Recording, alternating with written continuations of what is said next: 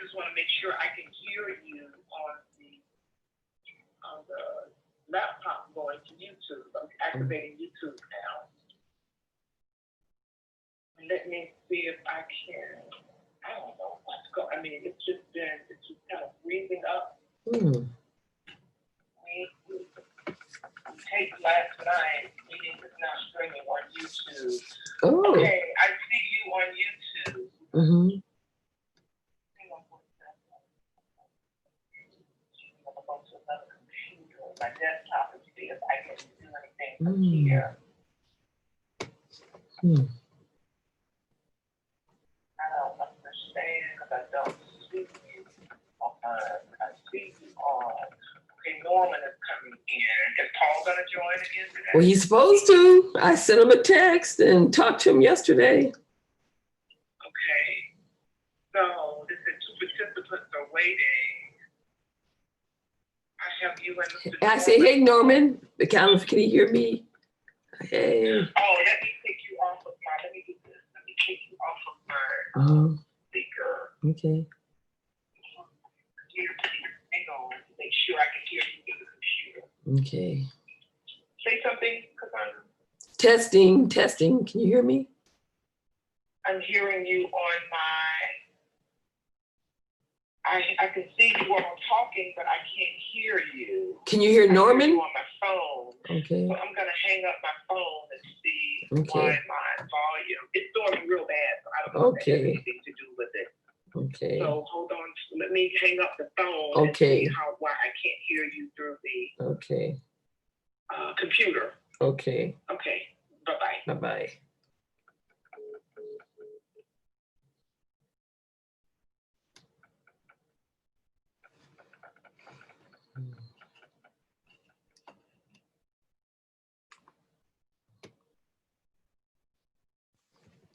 Are you able to hear me now? Well, I can hear you. Okay. You hear me? Yes. Penny said she couldn't hear me, so I don't know. Yeah, you're great. Yeah, and I can hear you too. We both got purple on. Yeah, hey. Scary. It was my favorite color, so. And one of mine too. Oh, it's my absolute favorite color. My only favorite color is purple. Oh, my favorite is absolutely blue. Oh, really? Oh, blue. Yes. It has nothing to do with being in the police force, huh? Nothing. Whole different kind of blue. Oh, okay. Yeah.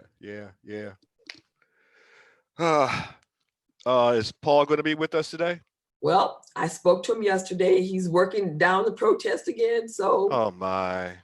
So he may or may not. So we'll see. We will see. But I truly understand it. Okay. So. Well, I won't need this anymore. She said she can't hear us. She probably didn't. It's probably the way she joined us. Oh. Yeah, I've had to do that before. We have to go out and come back in. Oh, okay. See, I see a chat down here. Okay. Still working on sound. Yeah, right.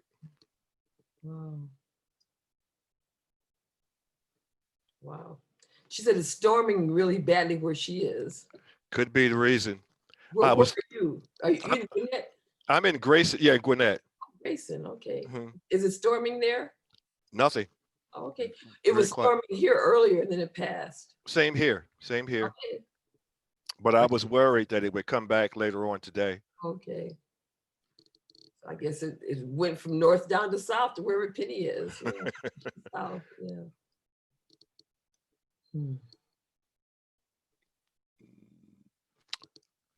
It was great the way the program ran last week. I mean, that was beautiful, especially with Paul's input that seemed to correlate with the things that I was saying. Okay, yeah. Yeah.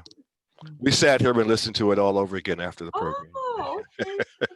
Yeah.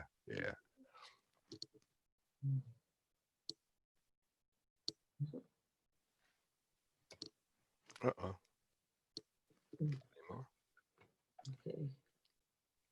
Wow. I see you on YouTube, but no sound. Oh. Hmm.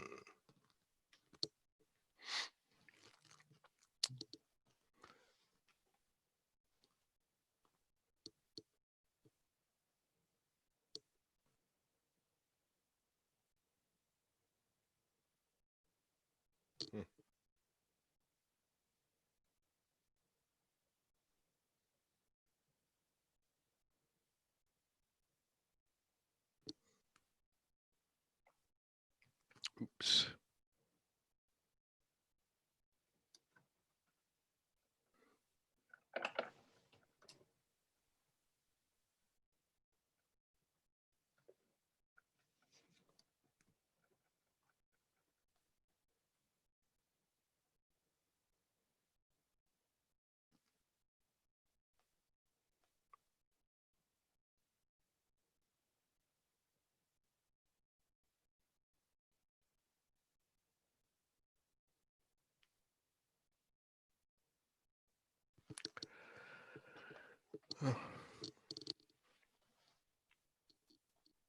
You had me doing a lot of research.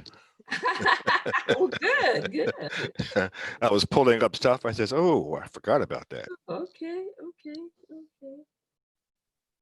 But that was an interesting text you sent me last night about explaining what is meant by defunding. Okay. Brought some clarity to the matter. Okay. But then we see the other extreme today, where people actually want to Dismantle and disband. fun, Yeah, yeah. Mm. it's great rhetoric. Mhm. We can dismantle Uh-huh. psychically, Uh-huh. but not physically. And that dismantling comes from divorcing yourselves from prior practices and Okay. things you just let go. Okay. But to do an actual physical dismantling doesn't work. Mhm. Plus, during the time, if you say, well, we're going to dismantle the police department Uh-huh. next month, okay, during that month, what do you think the morale factor is going to be for the people who are there?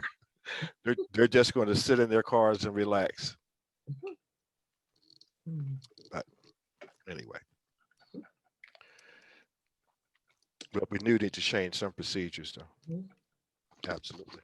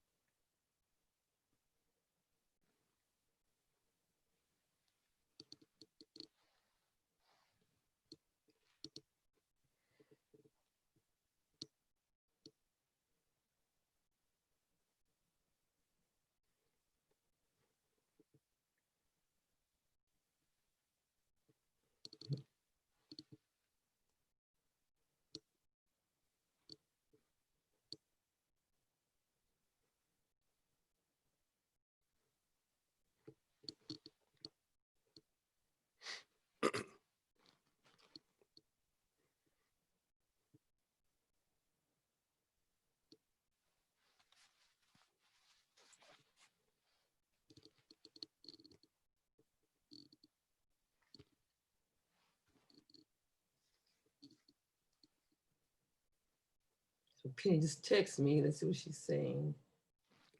Just text me. She said she can hear you. You can't hear me, Okay. Penny, at all? Testing, testing. Can you hear me? Testing.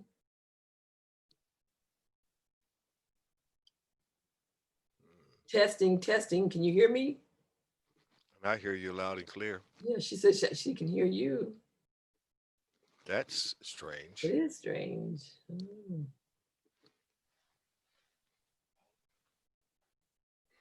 Testing, testing. Can you hear me, Penny?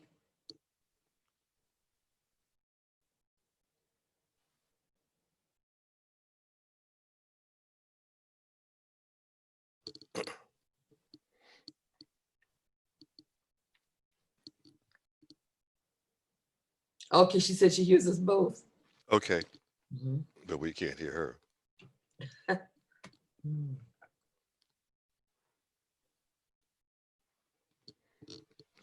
And then are we going out on YouTube? What did you say about YouTube? Are we going out on YouTube now, vocally?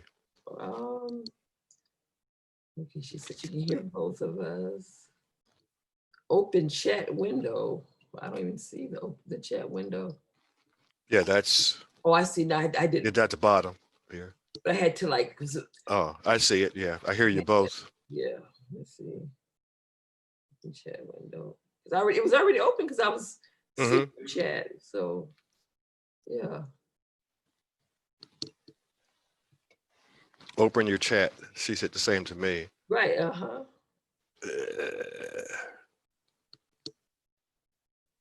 I guess this is the box that we're looking at. The one to the right with the dialogue. Okay. What's it say? So that's the chat. That's the one that's showing all the dialogue, right?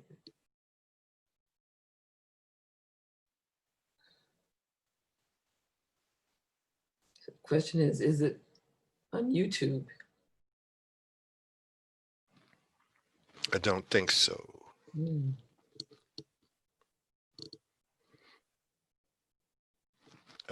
Now she can't hear us.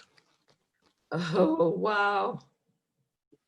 Wow. Testing, 1, 2, 3, testing. We are climbing Jacob's ladder.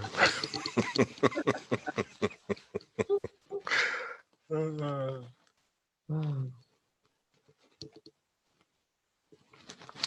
Testing 1, 2, 3, 4, 5. 1, 2, 3, 4, 5. Testing, 1, 2, 3, testing.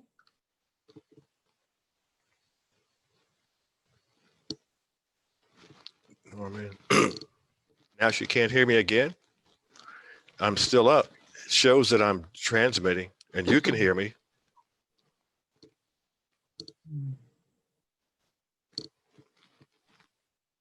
Testing, 1, 2, 3, testing. 1, 2, 3, 4, 5. 1, 2, 3, 4, 5.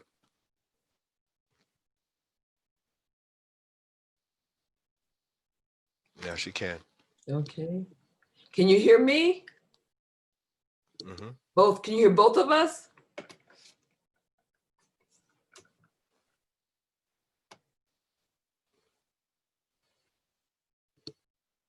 Testing, 1, 2, 3, testing. You can hear both. Okay.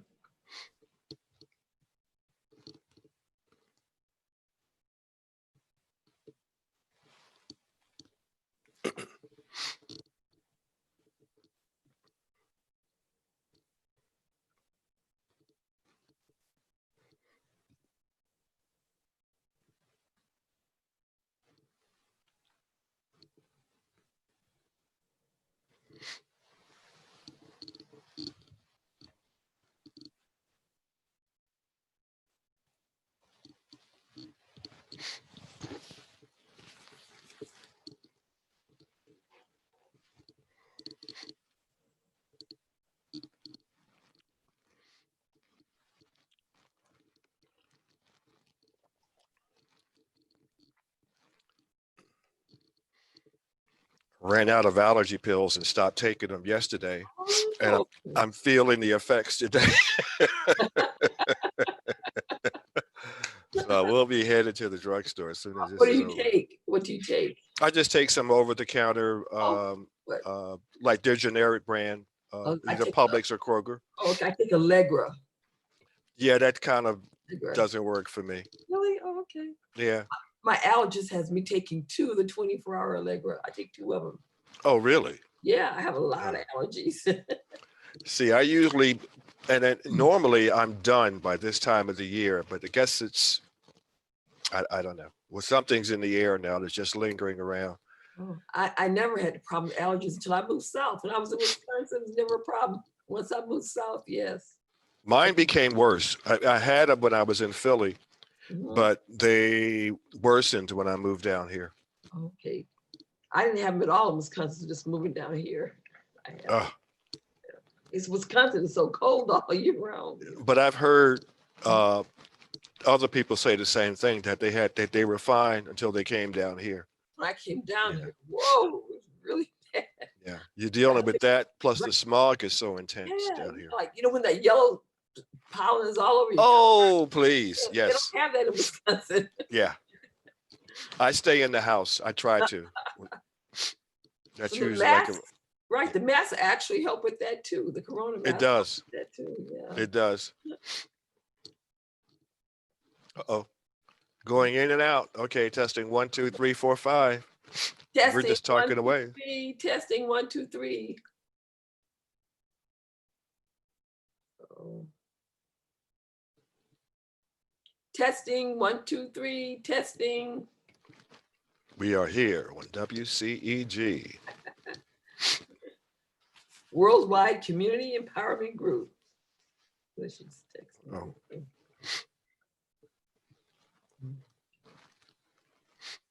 Now she's connecting to audio.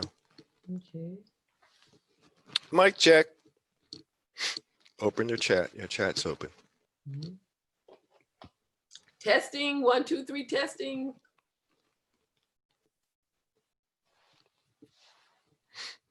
Oh no, sorry. 1, 2. I'm going to step away for half a second. Okay. Testing 1, 2, 3. Testing 1, 2, 3. Testing. Testing. WCEG Network. WCEG.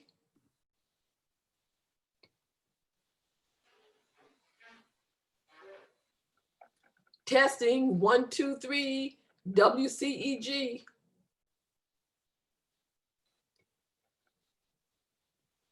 Testing 1, 2, 3. 1, 2, 3. Testing WCEG.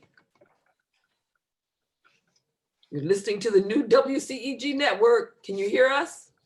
Hello? Can you hear? I hear you. Oh no. Okay. Oh, she said Oh, she yes. says yes. Okay.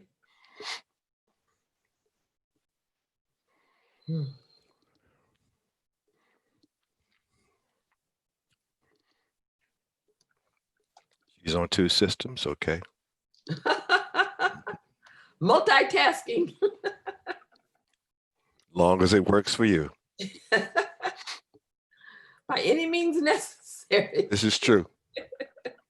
So true.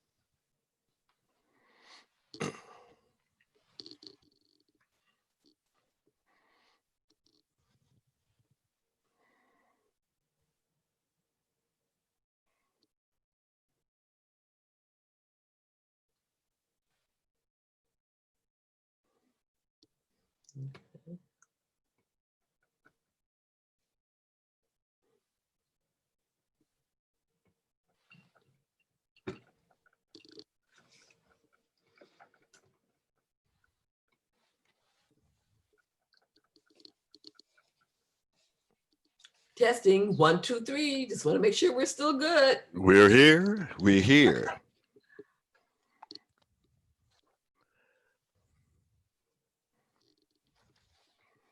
I assume that no news is good news.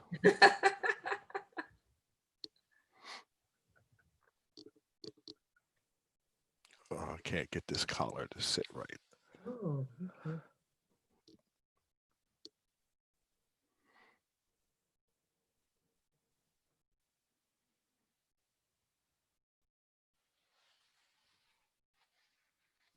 Hello, can you hear me? Yes, Absolutely. I can. Yes. Yes. I can too.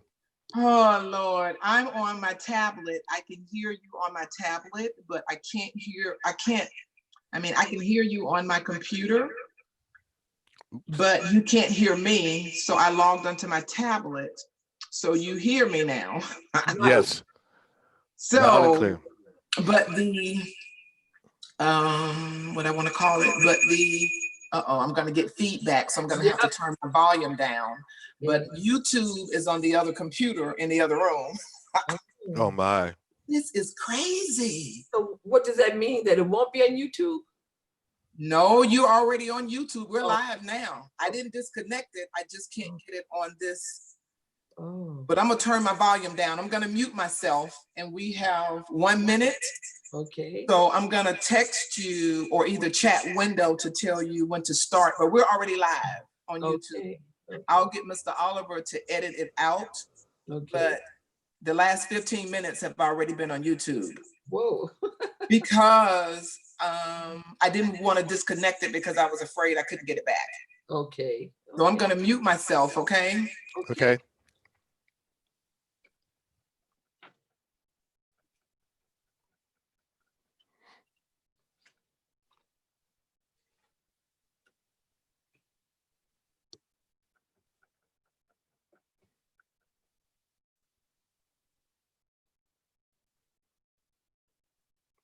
Come on, Paul. It should be peaceful downtown.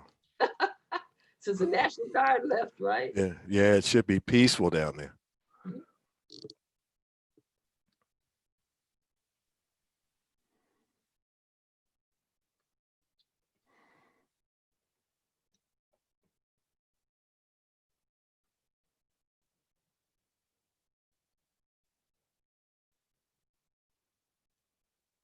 I text him, no response. Okay. Mhm. So it's like it'll be just you and I. That's fine. Oh my. Yeah. We'll struggle along. Yeah, my sister really enjoyed you. That was my sister that asked about your book, Kathy. She's in Oh. Milwaukee. Yeah. Oh, okay. Mhm. I guess, is your book- Okay. oh, Oh, go ahead. are you available on Amazon, your book? Yes, it is. Okay, all right, good. Good, good. Okay. I'll order it. Okay. Okay, Cassandra, I'm recording live already on YouTube, and I am taping it too, just in case we have any issues. It's Okay. being taped, so with Mr. Oliver, we'll always have a backup in case something is not working, okay? All right. So you're live. You can start now. Okay. You're listening to the new WCEG Network on WCEG Talk Radio.com. Click live stream tab or watch us live on your smart TV. YouTube, WCEG Network. I'm your host, Dr. Wanzo, and this is Mind Matters. You'll be listening to us for the next hour. We're the worldwide community empowerment group where we speak life into the community. Like us on Facebook, follow us on Twitter and Instagram at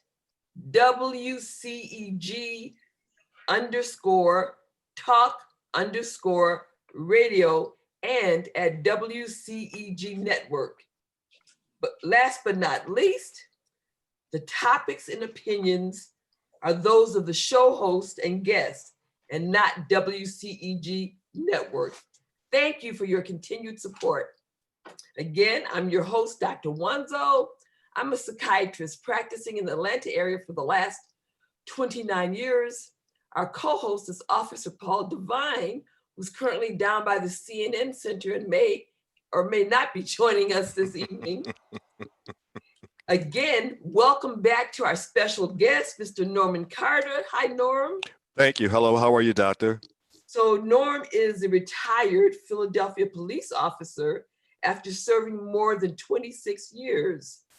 He is the author of The Long Blue Walk, My Journey as a Philly Cop, and that is available on Amazon. Again, that title is The Long Blue Walk, My Journey as a Philly Cop, and it is available on Amazon. I'll be ordering it myself. Thank you. His extensive bio includes military service, the Office of Inspector General, consultant in the hospitality industry, and lecturer on police corruption. Welcome again, Norman. So wonderful to have you back this week. Thank you. I'm honored to be back again this week. Okay, Believe so me. our topic this evening is, again, I just want to live. Racial violence and mental health, part 2. headline after headline, the same story. A Black American dead. Scores of killings resulting in acquittals. African Americans and communities across the country have been disproportionately devastated by COVID-19.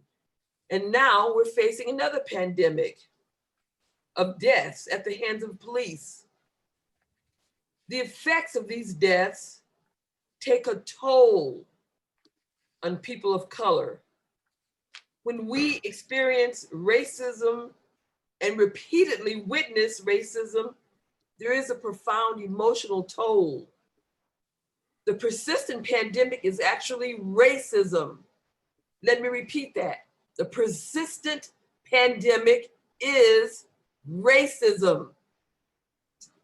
The emotional and psychological impact of racism means every day being reminded that you're not enough. Every day being reminded you're not being seen. Every day being reminded that you are not valued. Every day being reminded that humanity is not something that applies to you. Racism has harmful mental and physical effects that can result from a person experiencing racism, just like the bird watcher, the African-American male in Central Park, when the woman told the police he was threatening her life when all he did was ask her to leash her dog. Or experiencing racism vicariously, such as watching the video of George Floyd's suffering and death. Racism is associated with mental health consequences, including depression, anxiety, post-traumatic stress disorder, and substance abuse. High-profile incidents of racism and police brutality, especially when accompanied by videos. I mean, everyone has a cell phone and we're able to record these days.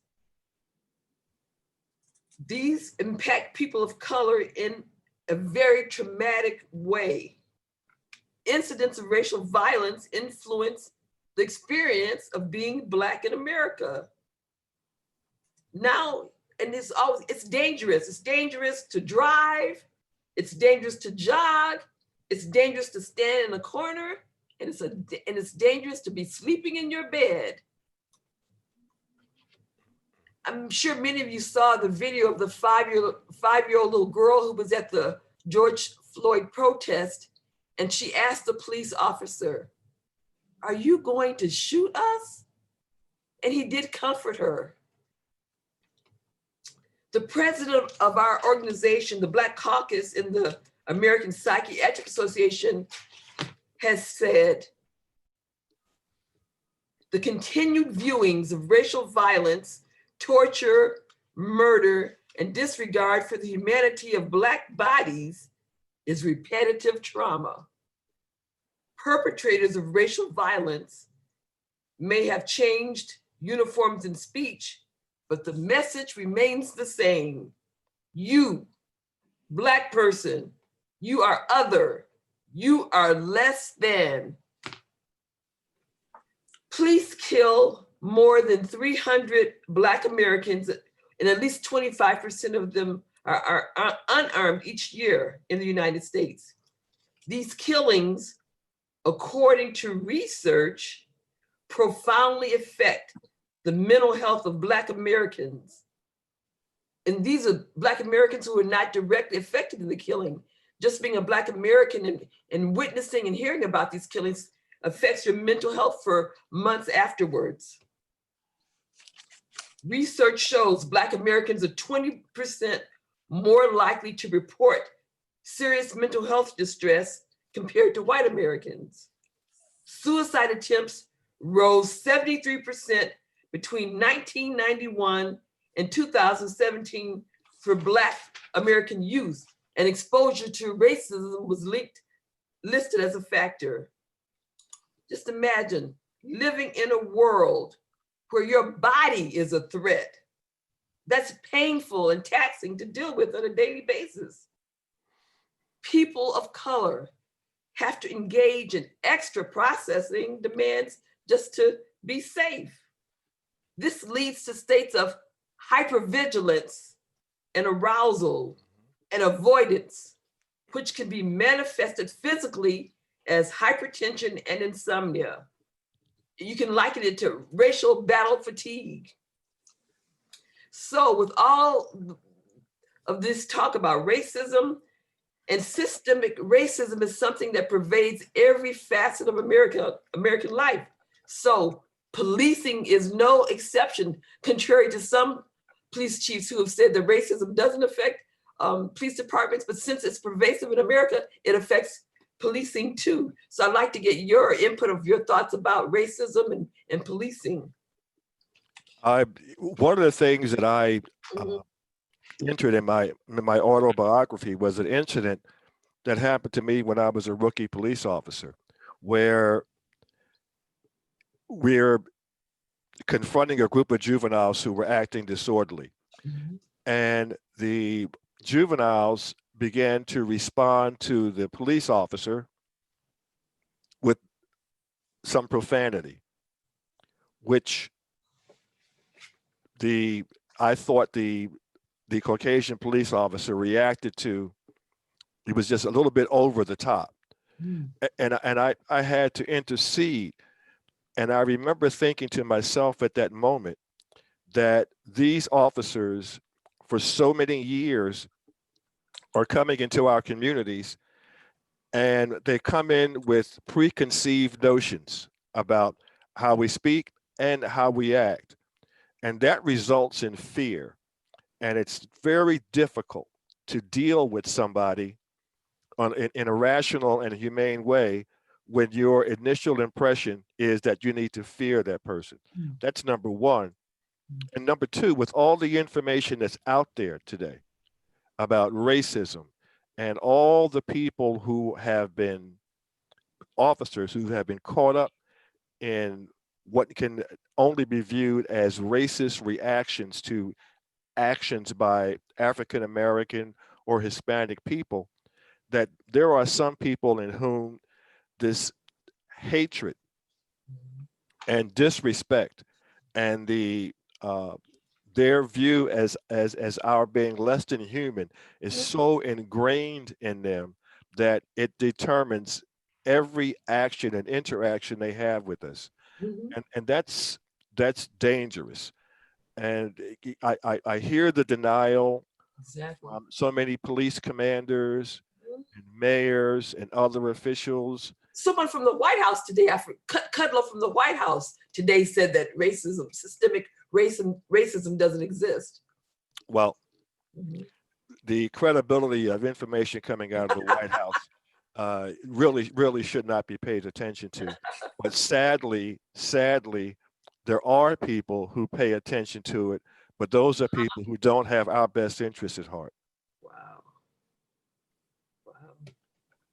So with all the protesting, people are angry and they want action. I mean, all the protests are a call to action.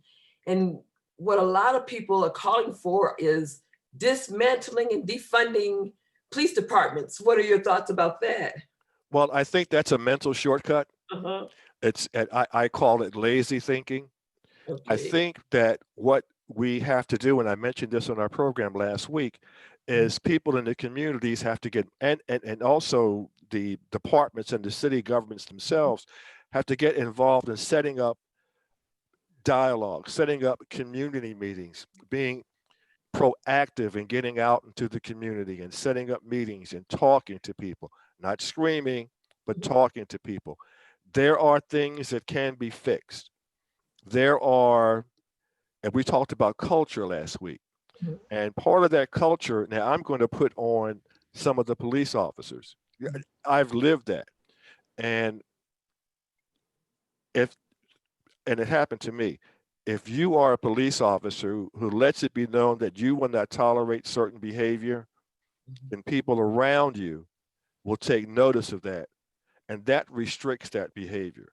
I am not, or anyone out there cannot erase racial prejudice. That's, forget that. But what we can erase is the way that you treat us when you're working. And that can be done by individuals being committed to providing justice and equitable treatment of all citizens in their communities. And the bad apples, and they are there, they will be on notice that, you know what, I can't act this way at work. They won't like you. They will respect you. And that's all that you need. That's all that you want. I don't want this in my area of influence. I don't want to see this. And if I see this, I'm going to report it. And if we have enough of us do that, then things will tend to get better. Well, the treatment will tend to get better. And we need to be mindful and of these. A lot of these shootings are just totally uncalled for. I am so tired of hearing someone approach me with a knife and I had to shoot him. I've been involved in that. There are other ways of handling that. When it comes to guns, that's a different situation. People running away from you, whole different situation. No need to shoot anyone running away from you. And I just think some officers are just too quick, number one, to draw their weapon, to use their weapon. As we've seen, there's a terrible incident that we saw in Philadelphia this weekend, last week, where a police officer who happened to be a high-ranking police officer clubbed an individual, Caucasian individual he clubbed.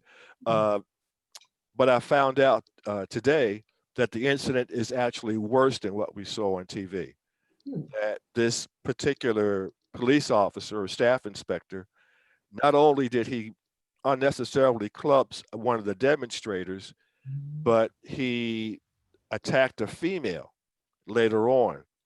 And without getting into a lot of detail, he really did some terrible physical damage to this female while she was in police custody. Those are the bad apples. Those are the people that we need to get rid of. There's no other way to, and not just fire, not just dismiss or suspend, but they need to be arrested. And juries need to be mindful that these officers who commit acts of severe violence, as we've seen with the officer in Minneapolis and so many other instances, these are usually not the first times that they do these things. It is repetitive behavior, and for somehow they always escape punishment.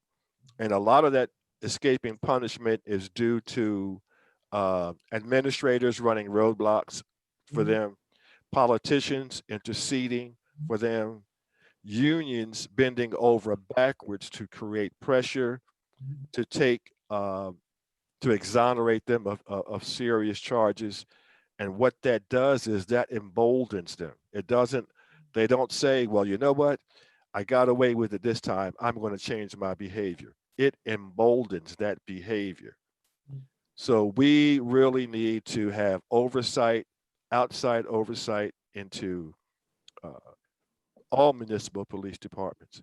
So what about, like I saw on CNN today that, the Congress, the Democrats have a more defined plan, and Republicans are working on the plan, and the Democratic plan said they want to make it easier to track, prosecute, and punish misconduct, ban chokeholds, restrict the use of deadly force, and condition federal grants on anti-bias training. That's part of the Democratic plan.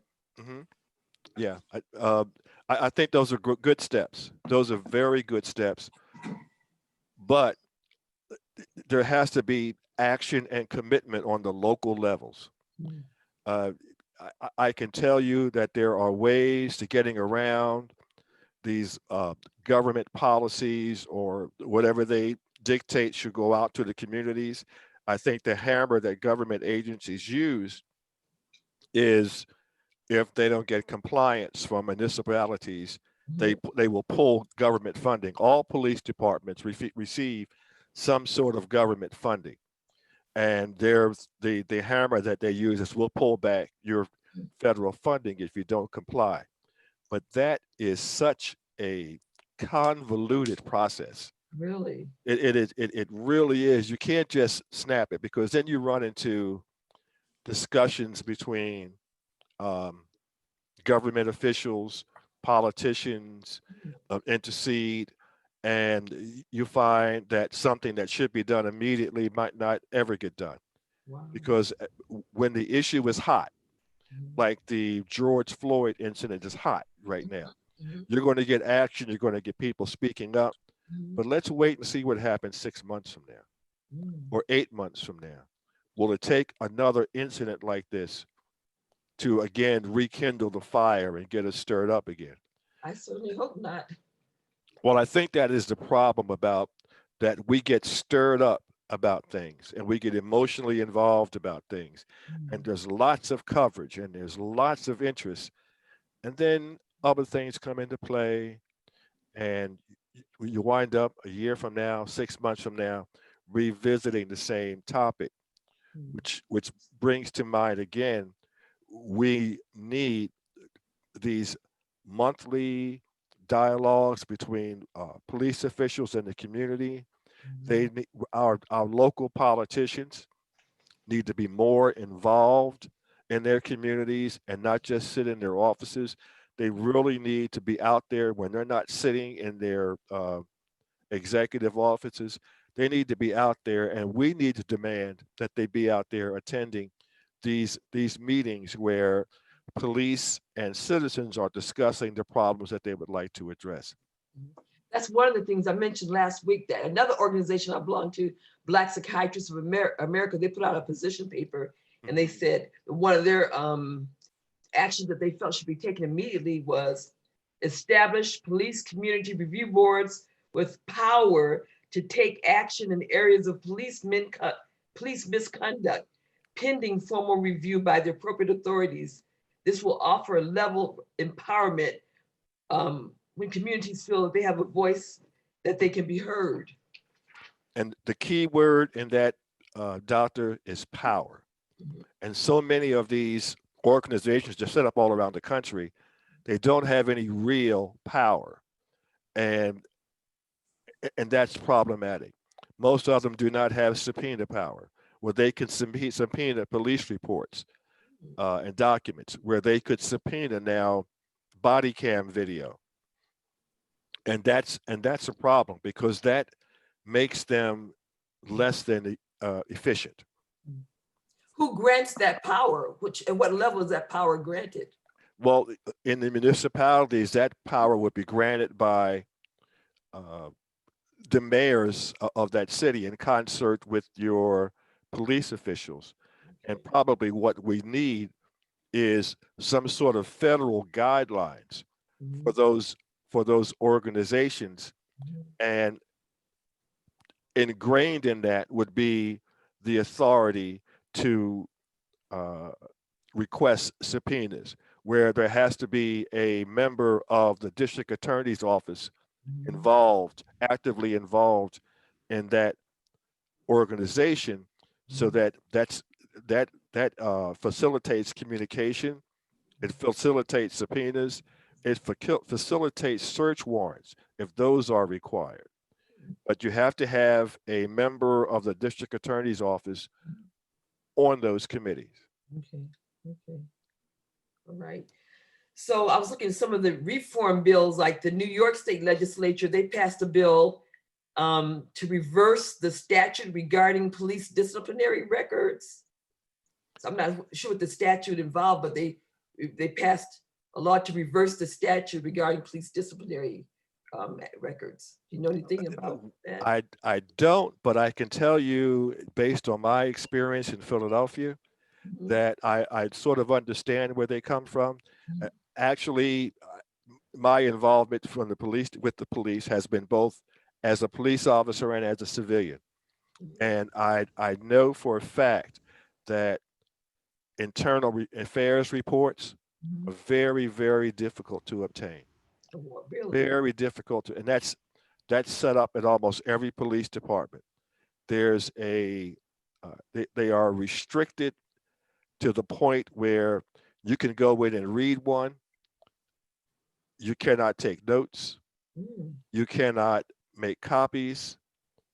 And at some point, those can be destroyed.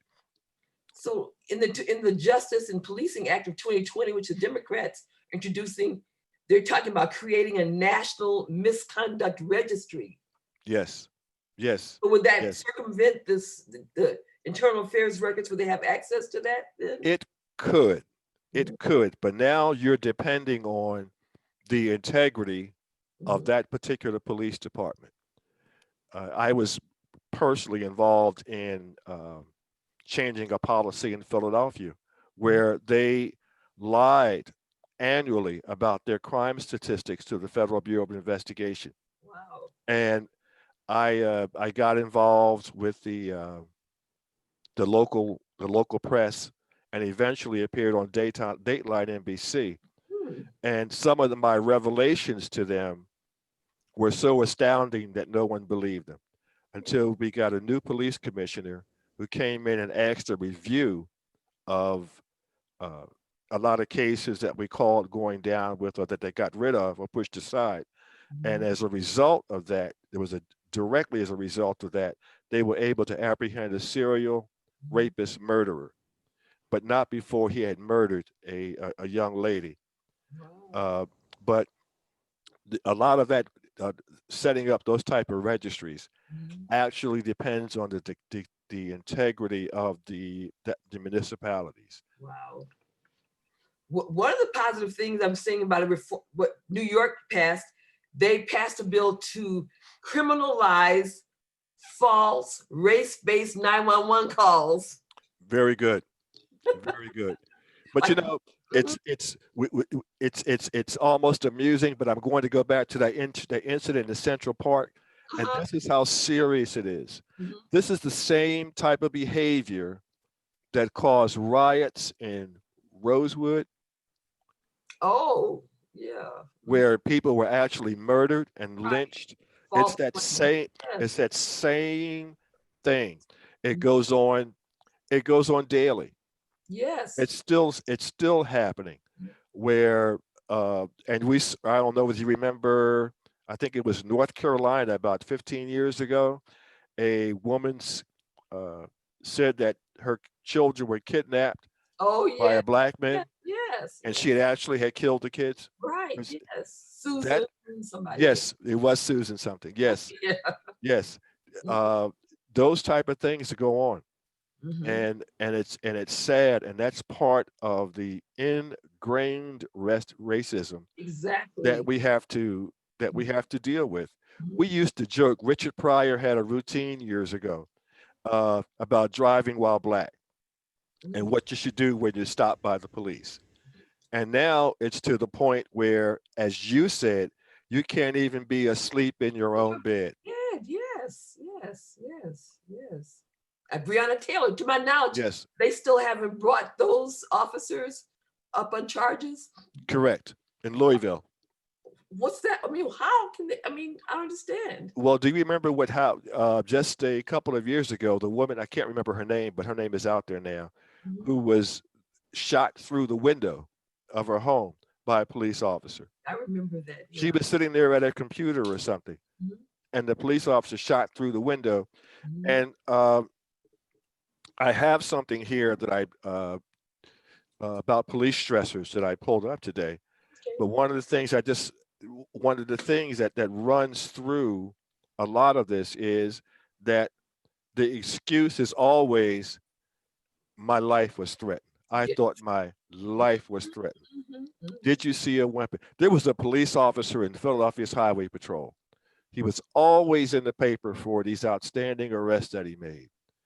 Every arrest that he made, he was running up an alley and the person was ahead of him and they turned and they saw a shiny object that he perceived to be a gun and he shot him.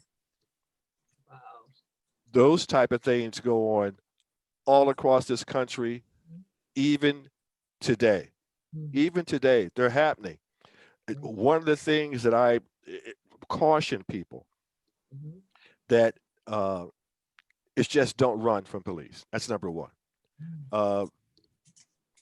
Hard to say because today people are just afraid of just being arrested and charged for something that they didn't do. We're now at a point where because of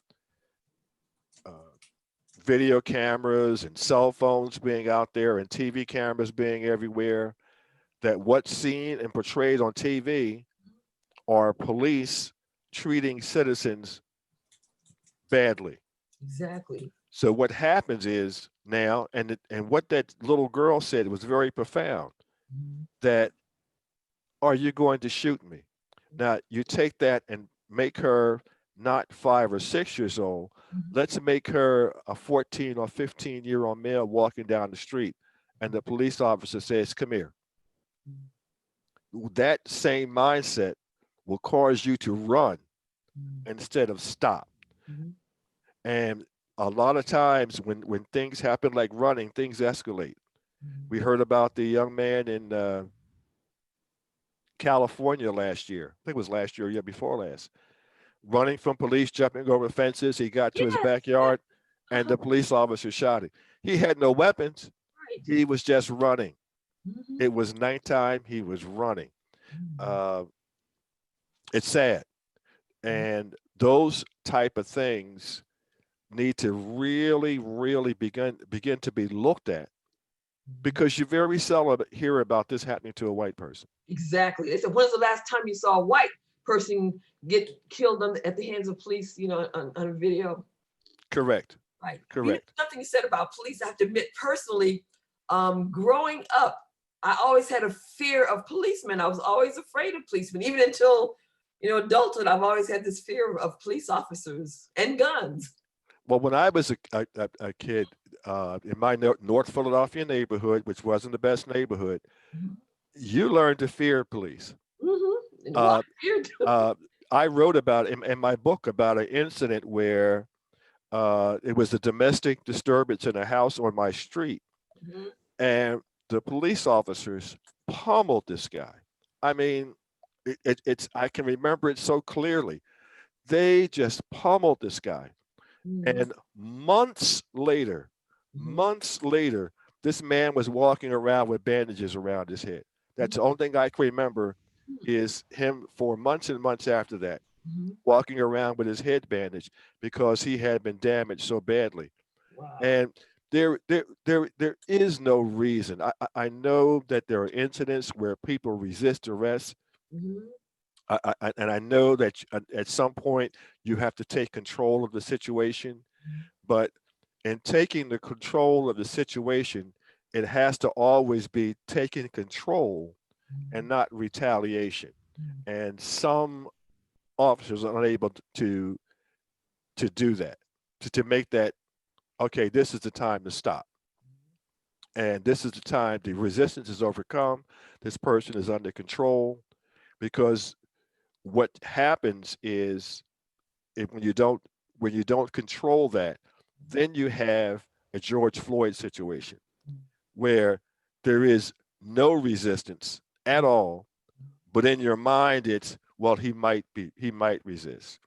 Or you know what, so and so happened last week and this guy got away with it, I'm gonna take it out on him. That happens. So for no reason, you have a George Floyd situation where you have a cop on a person's neck and he's fighting for air and probably flailing his legs in his last vestiges of life and survival, something that everybody would do. And then you have those other police officers sitting on his legs and his back so that he can't move. That's why you have not just the officer on his neck, but the other two officers and definitely the other officer who was just standing there. Now, he was a rookie. I feel sorry for him for that. But when you come in, all the training that you have as a police officer lets you know that certain things just aren't right. And you have to put that training into use the first day that you hit the street. You don't know everything when you hit the street, but there's certain things you know, certain things are right, certain things are not wrong, are not right. And I see we have, Hey, Paul. Hey, yes, you hear us, Paul? Oh, we can't hear you. he's muted. Oh, okay. Paul, can you hear us? I know you need to unmute. No, Yeah. the text. I'm seeing the text. Yeah. Unmute. He's muted on his end. Yeah, I'm telling you, it needs to unmute. Okay. Okay. How about now? Okay, good. Now, We can hear loud you. and clear. Hi, guys. It's a pleasure to be with you. Yes. It's So great having you. Great Oh, having you. And how are you doing today, sir? I'm doing fine, doing fine. We were so pleased. I was, and some of my friends were, with your input on the last program. Really, truly great perspective as to what's actually happening right there on the streets.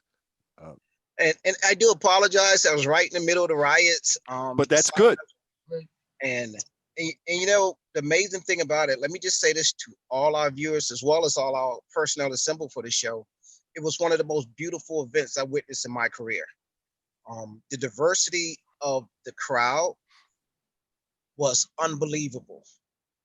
Asians, Hispanics, white, black, young, old, Hebrews, Gentiles, Christian, Muslims, Buddhists, you name it, it was represented.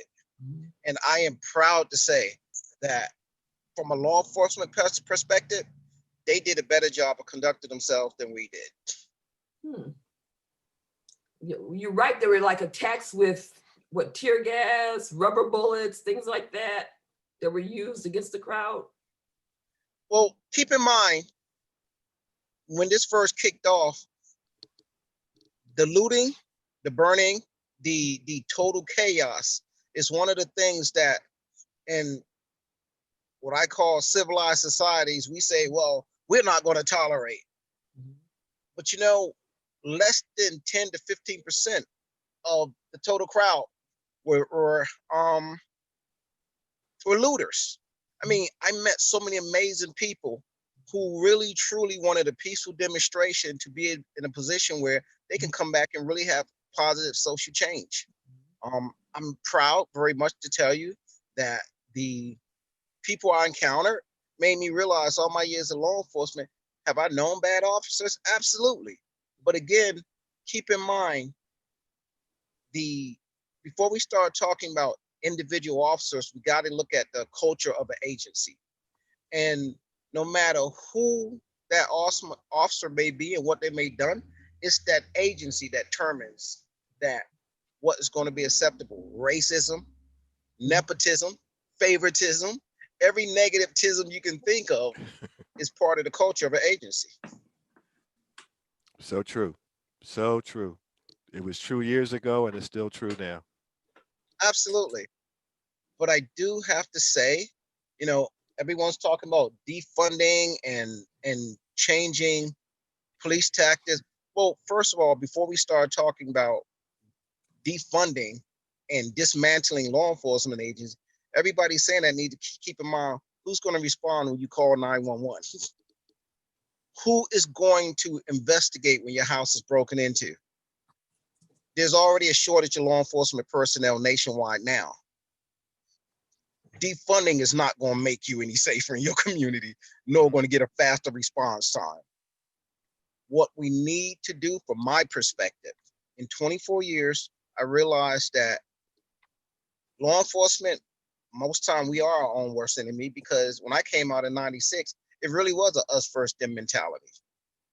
We were not trained to be, how should I say it? I don't want to say customer service friendly, but we were not trained to be able to understand and interact with the communities which we serve, because we have gotten so far away from community policing, it's ridiculous. I remember growing up when I was a kid, we had the Officer Friendly program. Officer Friendly came to the schools, we interacted, that we knew the officers who worked in our neighborhoods, they knew the businesses, they walked the beat. When last time you seen any agency having officers walk a beat? You know And what? You were talking about dismantling.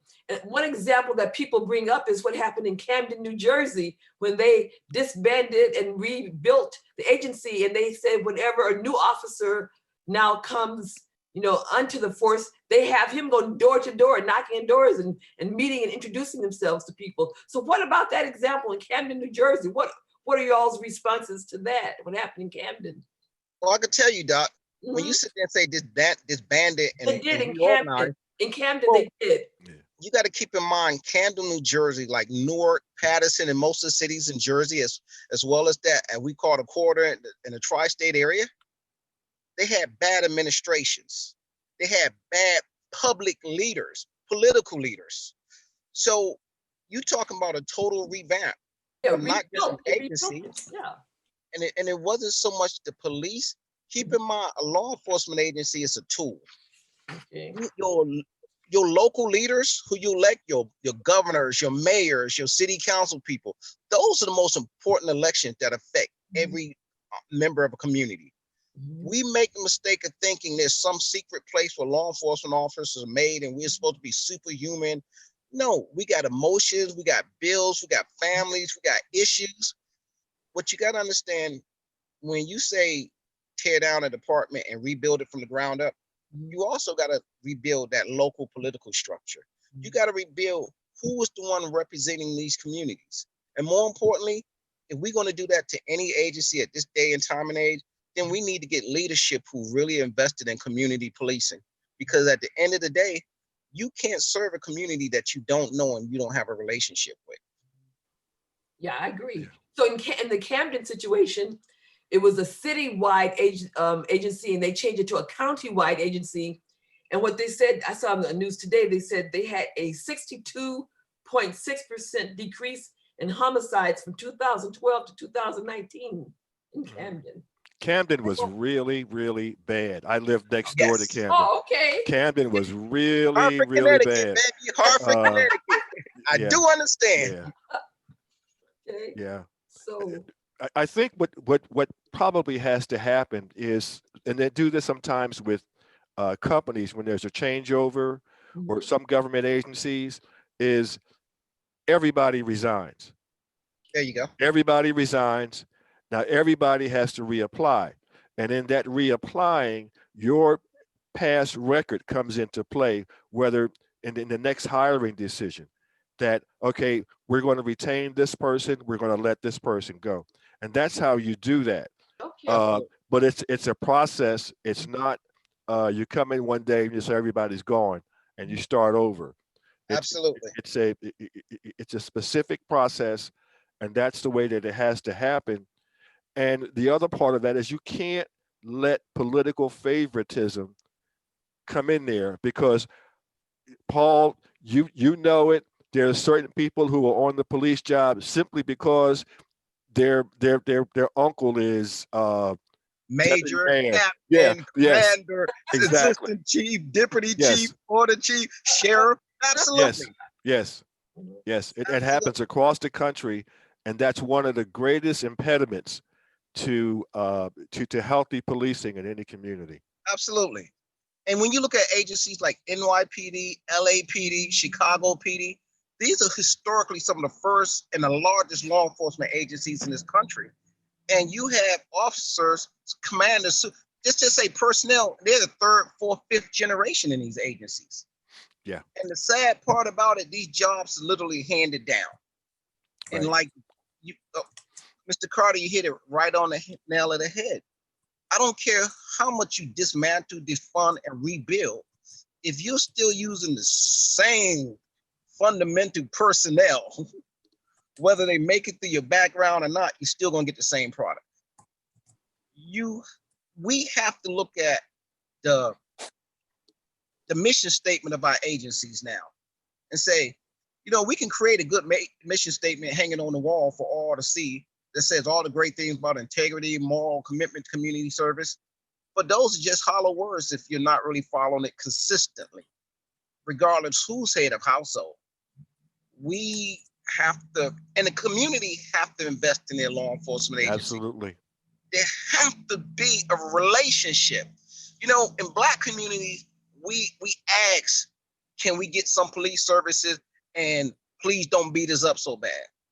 In white communities, they demand and tell you what services you're going to provide. And they're going to tell you, if you can't do your job, we'll replace you with somebody who can. Mm-hmm. There's two different parallels in the main racial groups in this country and how they view policing. Whites look at policing with entitlement. Your job is to protect me. African Americans look at police as, man, your job is to beat me down and oppress me. Black officers have the hardest time trying to be professional in their own communities, because you dealing with the stigma of being police, and then your own people looking at you, oh, you selling out, you doing what the white man wants you to do. You know, it's a collective effort. Community, law enforcement, political leaders, clergy, our school system. You know, we got to get these superintendents on board and say, hey, if you put out a better student, we can have a better product. And we have to understand there's no one-stop shop. This is a collective. It's all of us. Nobody is responsible for doing everything by themselves. It's a collective effort by all these social, political, and groups that are definitely a part of it. So we absolutely, positively must invest in our law enforcement agencies. And police officers, we have a responsibility to be better citizens as much as we have to be better officers. True.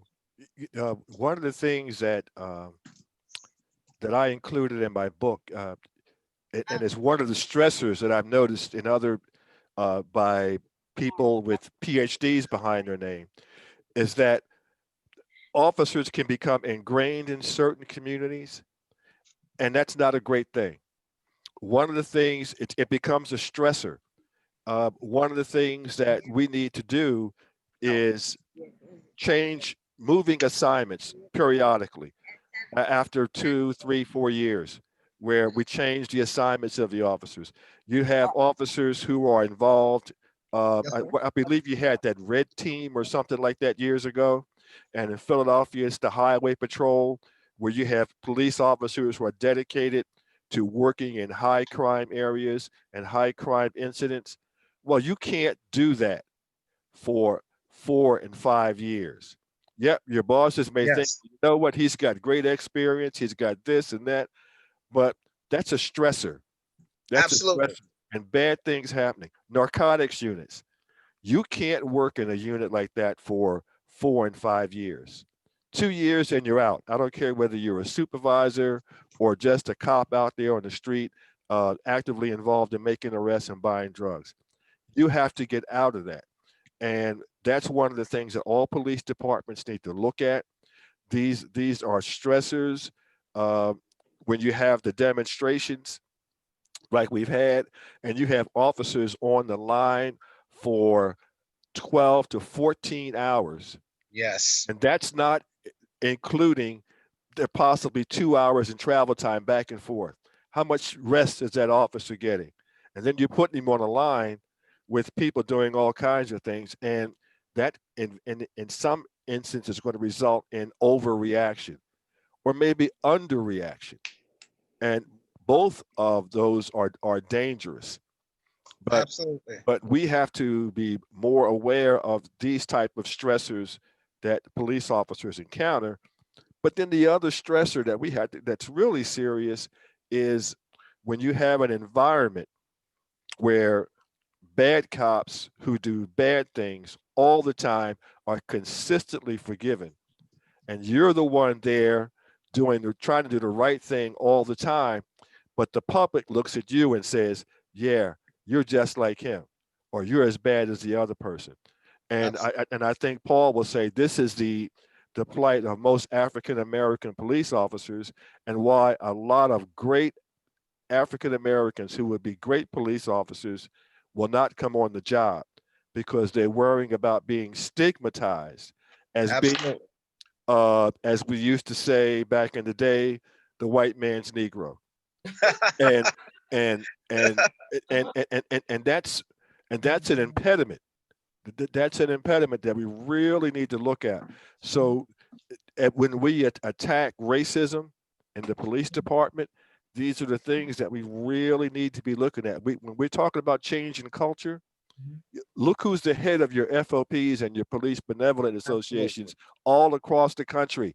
Find me one that's black. FOP, what does that stand for? FOP, yes. Find me Fraternal one Order that's of Police. find me one leader that's black. Tell me what's the FOP?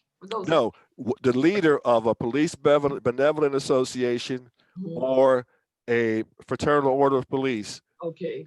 That's African American. Exactly.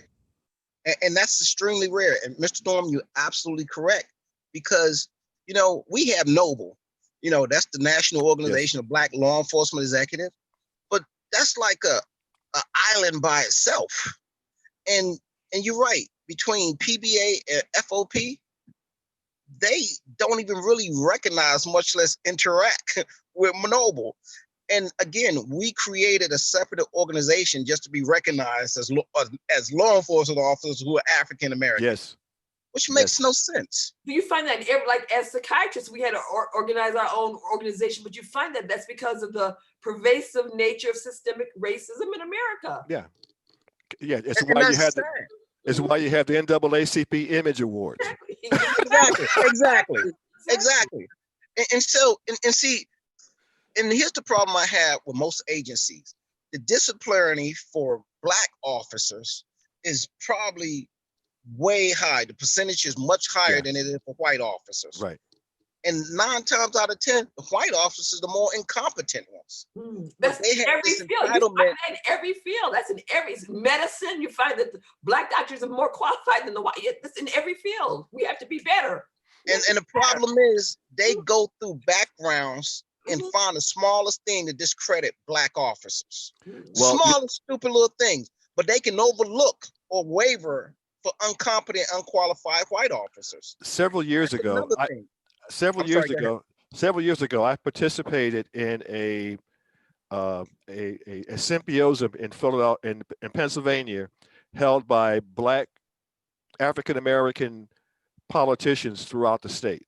These were congressmen and senators, and the target of that caucus or symposium was the difference in discipline by African American police officers, and one of the errors, and yes, there is inequitable punishment, but one of the ways that they get us is you hear guys say, well, Jack did it, Jack's been doing this, and then I do it, and then you want to discipline me. Absolutely. Absolutely. You can't do what Jack does. Exactly. That's a fact. That's a fact. This is where that destroys morale. This is where that destroys loyalty. This is where that creates a disgruntled officer who goes out into the public. If my department treats me like crap, imagine what you're going to treat that community that you police. Exactly. And let me tell you, just like America refused to admit that they taught their African American citizens how to hate and be violent, well, bad departments taught good officers how to be bad. I don't care what anybody says. The quality of your department and the way they treat you is directly correlate how you're going to treat the community that you police. Well, on that same line, and Dr. Wanzo, you brought this up too, is I think that we need to go back to rookie police officers out of the academy. Don't put them in patrol cars. Put them on beats, walking in the community, walking in the business districts, and perhaps even some residential areas. I'm telling you, when you do that, you learn how to talk to people. Absolutely. You learn how to de-escalate hostile situations. You learn that. And that is so important. And we need more and more departments doing that, because number one, it establishes a relationship with the community. It establishes respect both ways. And, absolutely. And it establishes a mode not a code, but a mode of conduct. I know that when I'm in these situations around certain people, this is the way that I have to act. This is the way I have to communicate. And it would help departments throughout this country if they did that, instead of throwing them in the cars and saying, go out there and write me some tickets. There you go. And man, that is so spot on, because agencies look at their personnel, especially the smaller they are, you're nothing but a revenue maker. Yeah, you can make arrests every now and then, but we make money off tickets, not arrests. Yeah.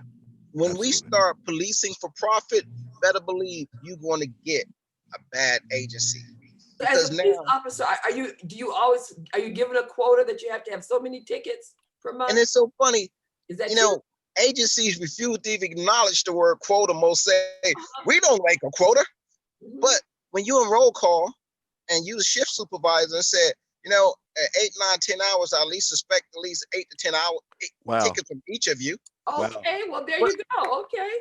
Nothing's changed. Wow. Nothing's changed. Yeah, you're gonna have to show something you did while you're on this clock. Wow. Wow. Yeah. So if you It is make 10 hours a week, 10 tickets a shift, and on a 5-day week, that's 50 tickets. And the average ticket in most communities between $150 to $200. Wow. Do you know how much revenue that officers create for that agency versus the salary that you're being paid? It's ridiculous. Wow. I once had a sergeant who got on me because he thought my activity was low. And my answer to him is, when I'm working, how much crime occurs when I'm working? He had no answer.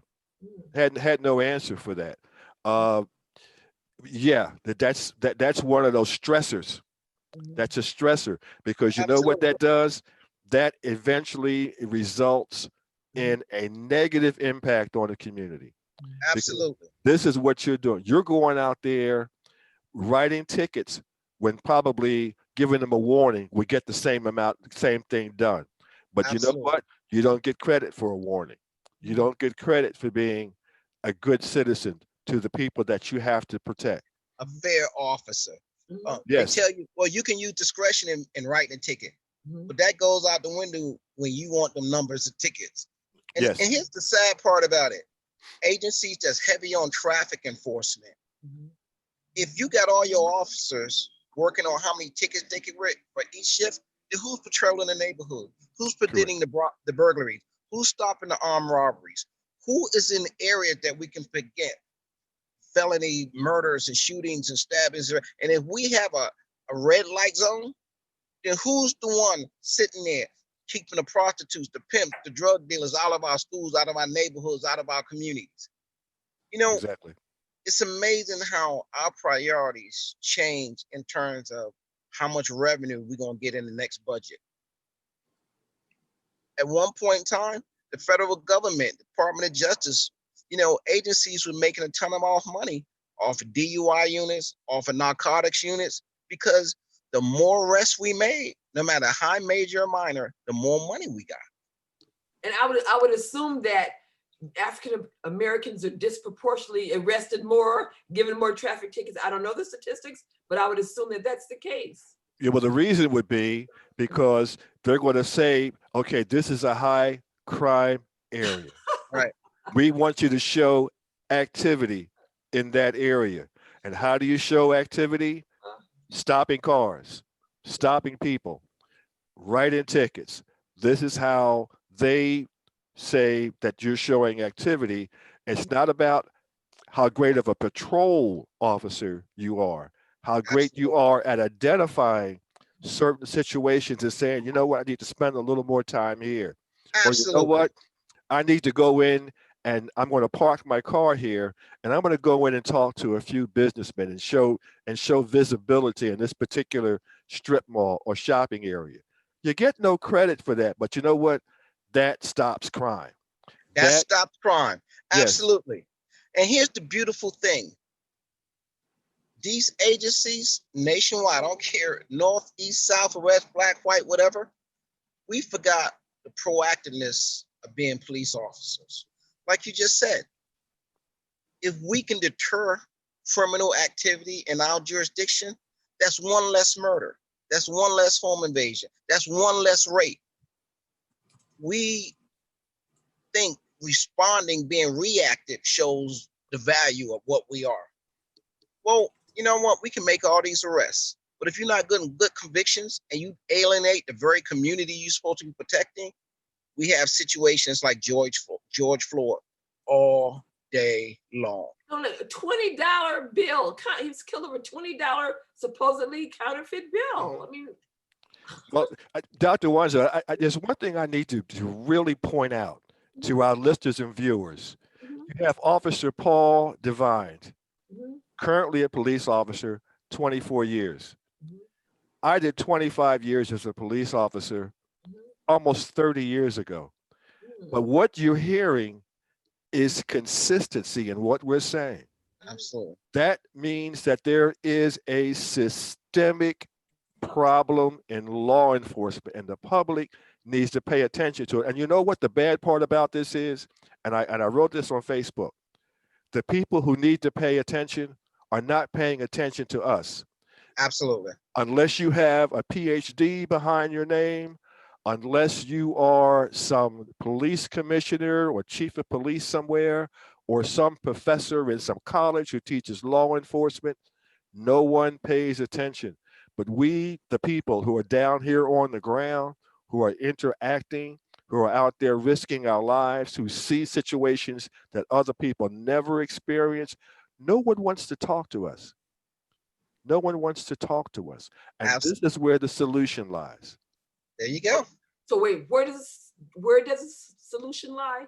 It lies in talking to people like Officer DesVignes and I, and other officers who are actually on the ground interacting with the public on a consistent basis.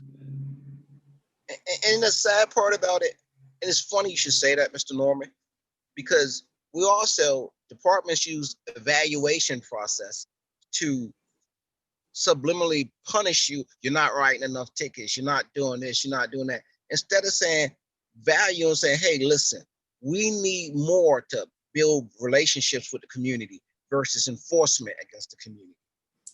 And even the in-house evaluation and taking the time to training, when I'm at the academy and I'm running any of the courses for a rookie class, I look at majority of the faces. Average class being 20 to 24 cadets. And I can actually see the ones who, really be honest with you, shouldn't be here in the first place. I see the ones who are going to be very, very good at giving an opportunity, and they're trained well, and they are given the discretion to be good people before they being good officers. So if you can see that, then someone else should be able to see that too in terms of administration. Yeah, but it's like Mr. Norman just said, on our level, we don't have the discretion to weed out, determine who's going to do it. Our job is to get these numbers. You take even the worst ones, you have to recycle them, giving them opportunities. And, and especially when they connected to, my uncle's the mayor, or my cousin's the chief, or my so-and-so, there's a lot of who somebody know have got people in the positions that they are. And let's be honest. Let me give you a good example of that. Philadelphia police happened in 1969. Two partners, black officer, white officer, working together in a police wagon. Playful guys, good buddies. They're sitting in a police car playing a game, playing quick draw. Yeah. The one officer's quick draw, one was pulling a knife, the other one was seeing who could pull out what faster. One had a switchblade, the other one had his gun. Well, the gun went off and killed the partner. The partner was African American. The person who did the shooting, Caucasian police officer. Wow. Fired, arrested, charged with manslaughter. Wow. 3 or 4 years later, Frank Rizzo ran for mayor and used that offending police officer to drive the truck, the little sound truck around the city.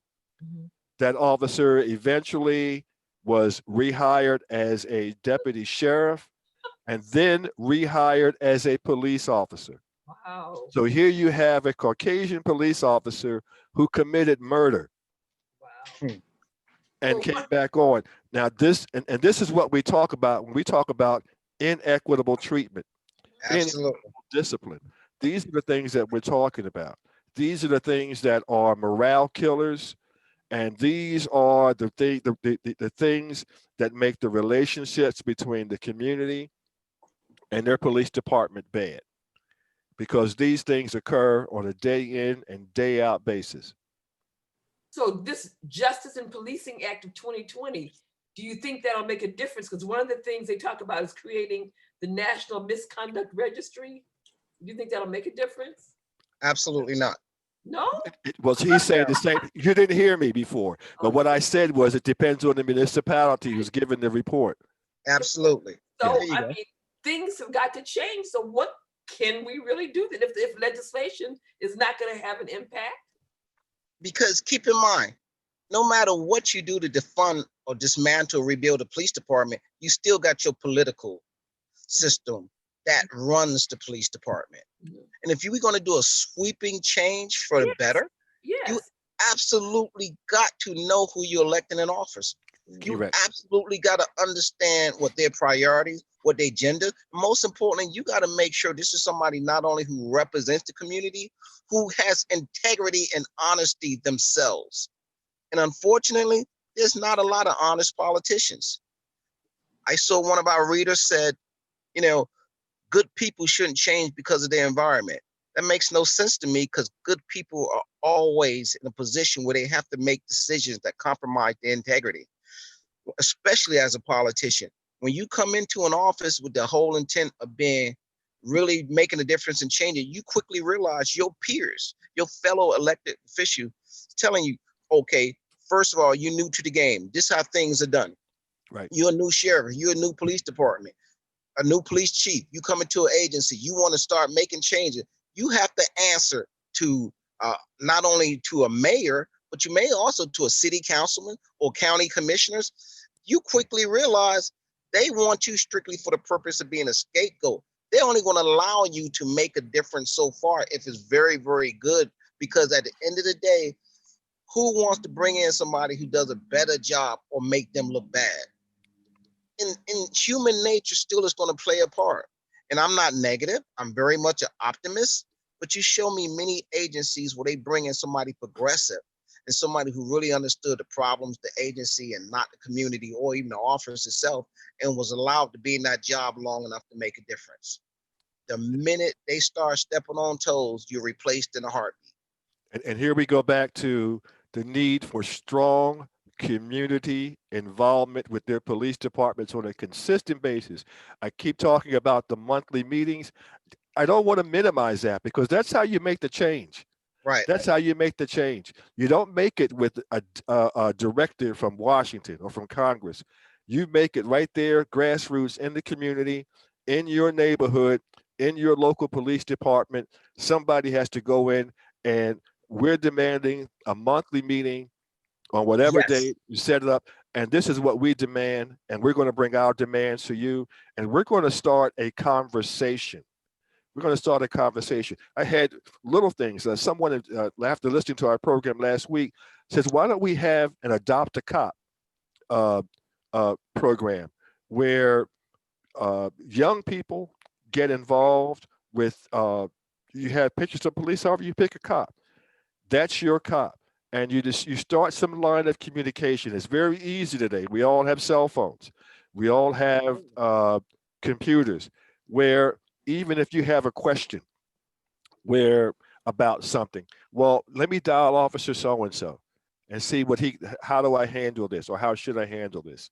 Or that police officer can dial this particular young person and say, well, how are things going on in your community? What are you doing in school? Would you mind if I came to your school and met with you? Meet with you a few minutes to come and meet your class or meet your teacher. Those type of things. You have to start out small, but you have to do it consistently. And there has to be public interest and public commitment. And that's how you make the change. That's how you change the culture. You have to be active. You can't sit back there and wait to react. You have to be proactive. Absolutely. I love that. I couldn't have said it better myself. Proactive in realizing, hey, This is commitment by all stakeholders of this community, of this state, of this nation, and most importantly, listen, nobody should feel like they're obligated to carry the load by themselves. We all contribute to make a better agency and a better community. Most importantly, don't sell yourself short thinking my vote or my voice don't count. Exactly. Speak up, speak out, and be heard. And But vote. it seems like you all both don't see any role for legislation, but I contend that they do have some roles. Like, for instance, in the state of Georgia, there's no hate crime law. So I think something like that, if we institute that, there's a role for having that, a hate crime law. Oh, So, absolutely. yeah, so. Absolutely. Like Legislation will set up the boundaries. Mhm. They set up definite boundaries that we need. But at the end of it all, it's public and police interaction. That's how we do it. I mean, you have ridiculous no hate crime law, but you need to go back and revisit this citizens arrest law. You need to go. Those type of things need to be really revisited. And as I mentioned earlier, these people who are championing and disbanding police departments, remember that that's rhetoric. That's not absolutely. And know the difference between rhetoric and reality. Okay. Because certain things just are not practical. Because if you're going to say, okay, we're actually going to disband police departments, well, what people see, and I hate to say this, they see those big black criminals out there, and what's going to happen? The white supremacists are going to go pick up the AR-15. You're right. You're absolutely right. And they're going to challenge. We're going to have more Ahmaud Arbery's. Right. Running people with guns. Like the Boogaloo Boys. The Boogaloo Boys. Also, all of these organizations, that's an alarm bell for them. You have a president that whenever he makes a speech, he can make a speech about anything, but he always says, "and your Second Amendment rights." Exactly. That's a code word for certain people. That's a code, and we have to be mindful of that. But as I said, legislation sets up the parameters that we need to work within, but it comes down to it with communities organizing and actually participating in interactions with their government officials and their police departments. That's how we make the change. You're absolutely right. Yes. Wow. So, Doc, as you can see, Mr. Norman made a great point. It's really about relationships, understanding. If you want accountability from your law enforcement agency, start demanding accountability from your elected officials. Because speaking of elections, though, like you saw what happened yesterday in Georgia, I had done early voting, but they had this complete meltdown of the whole voting system, and it was disproportionately affecting African American areas. So people were waiting to 2 a.m, 8 hours to vote.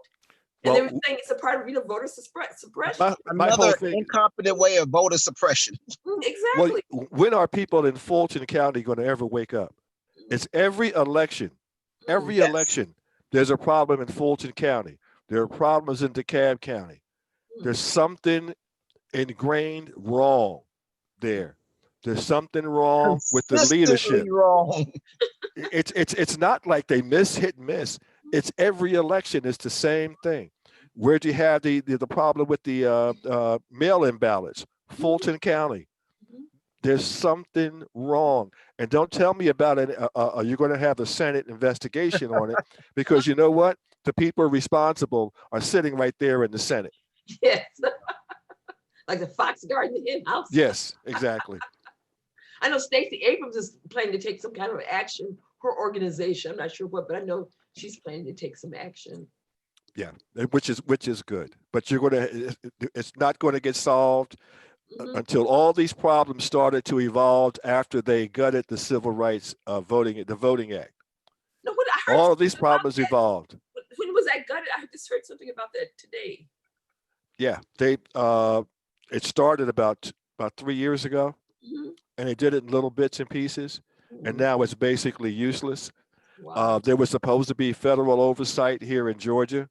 Georgia was one of the states that had been problematic, and now it's back to being problematic again.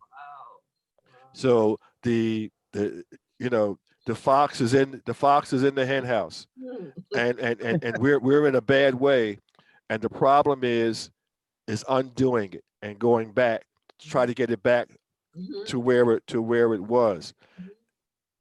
Yeah, I heard like one African American voter went to vote and told that his name had been purged because he was an active criminal, and he wasn't. It was not true, and they Right. purged his name. Right.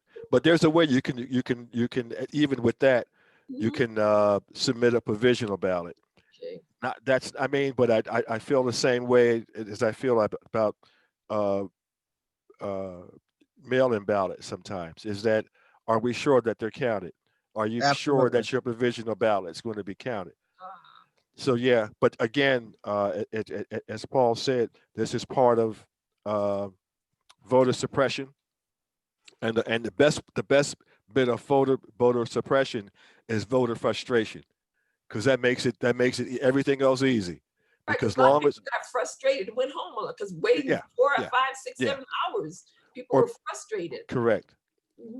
That's the best voter suppression out there, is to get people frustrated, and you're not going to show up anyway. Exactly. And that's the idea. So don't think that's what's happened.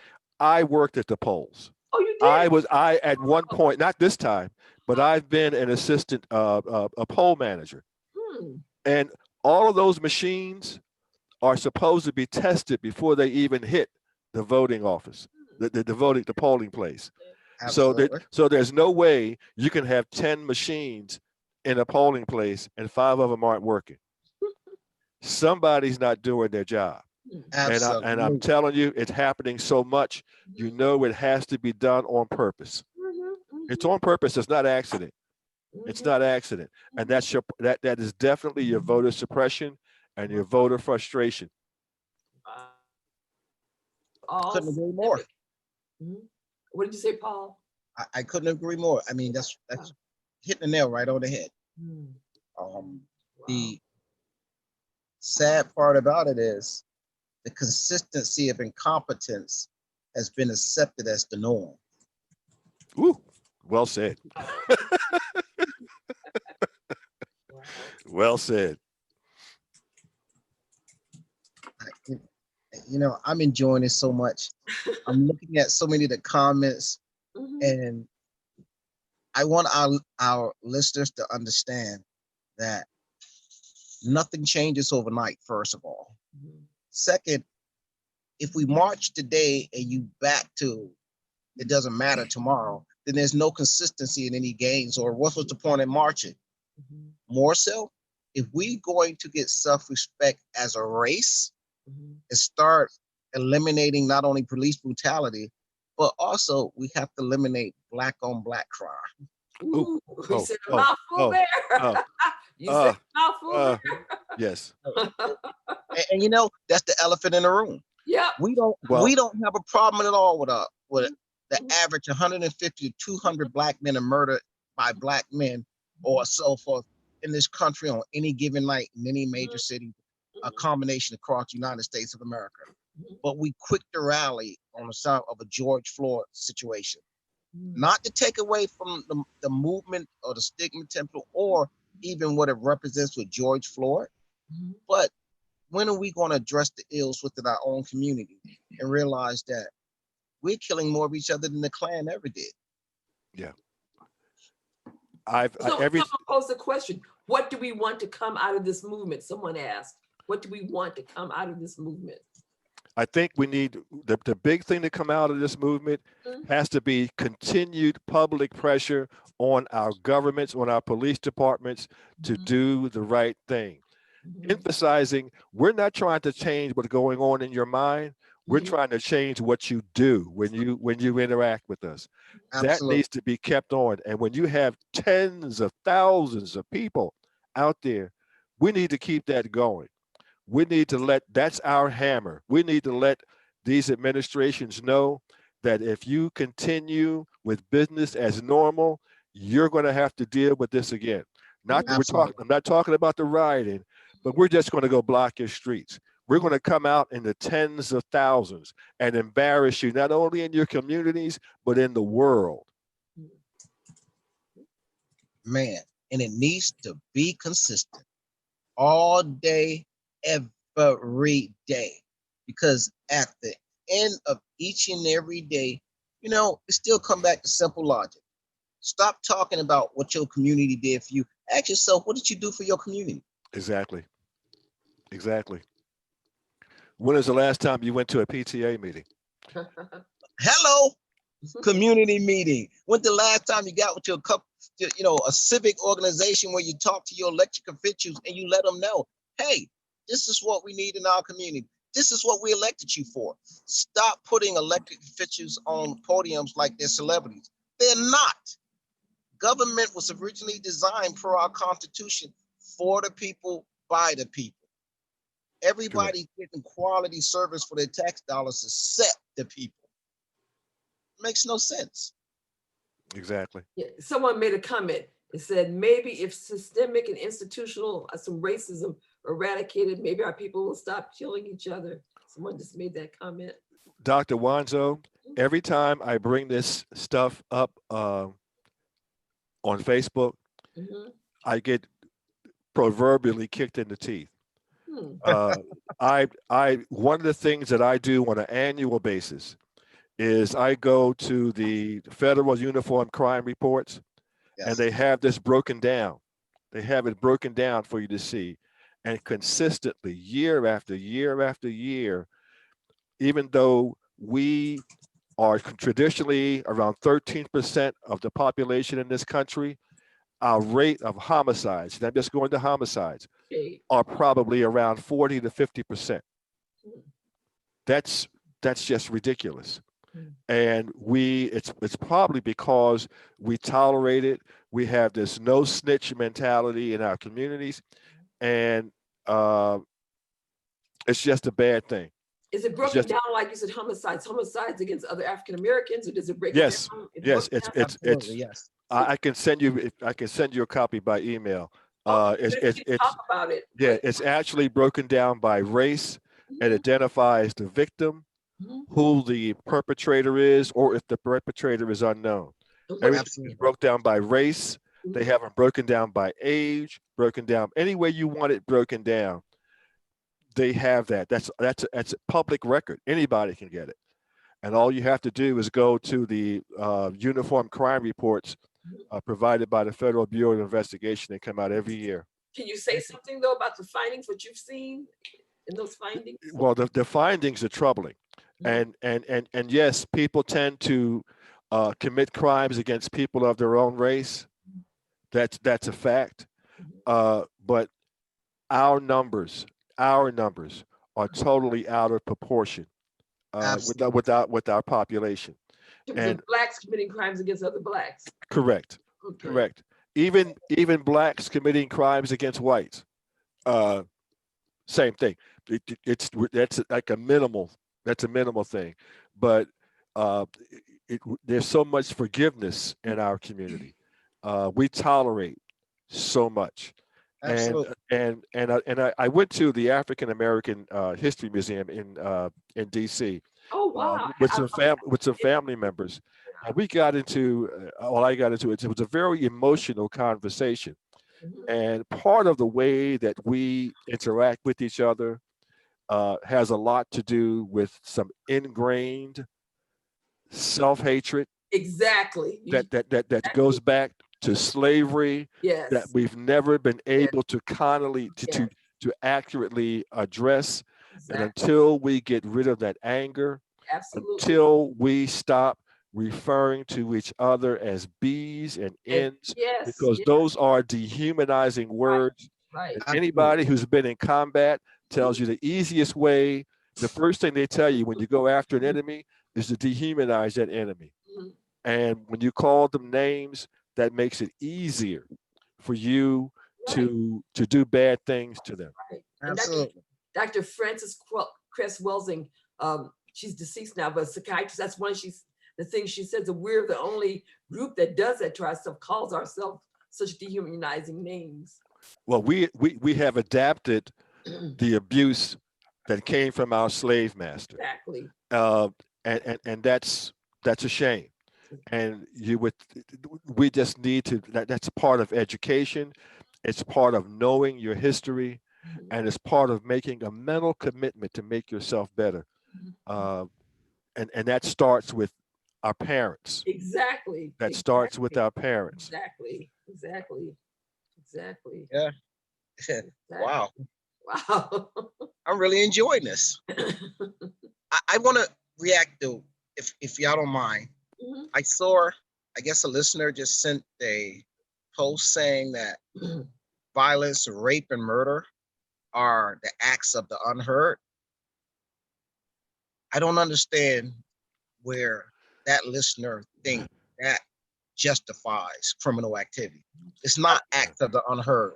Right. Let me clarify. Martin Luther King made a quote. He said that riots are the language of the unheard. In order to saying like when there's, whatever the social situation, that's a way of people being heard. But he's not justifying. He's just saying that's when I understand civil disobedience. Yeah. I understand demonstration. I understand protesting.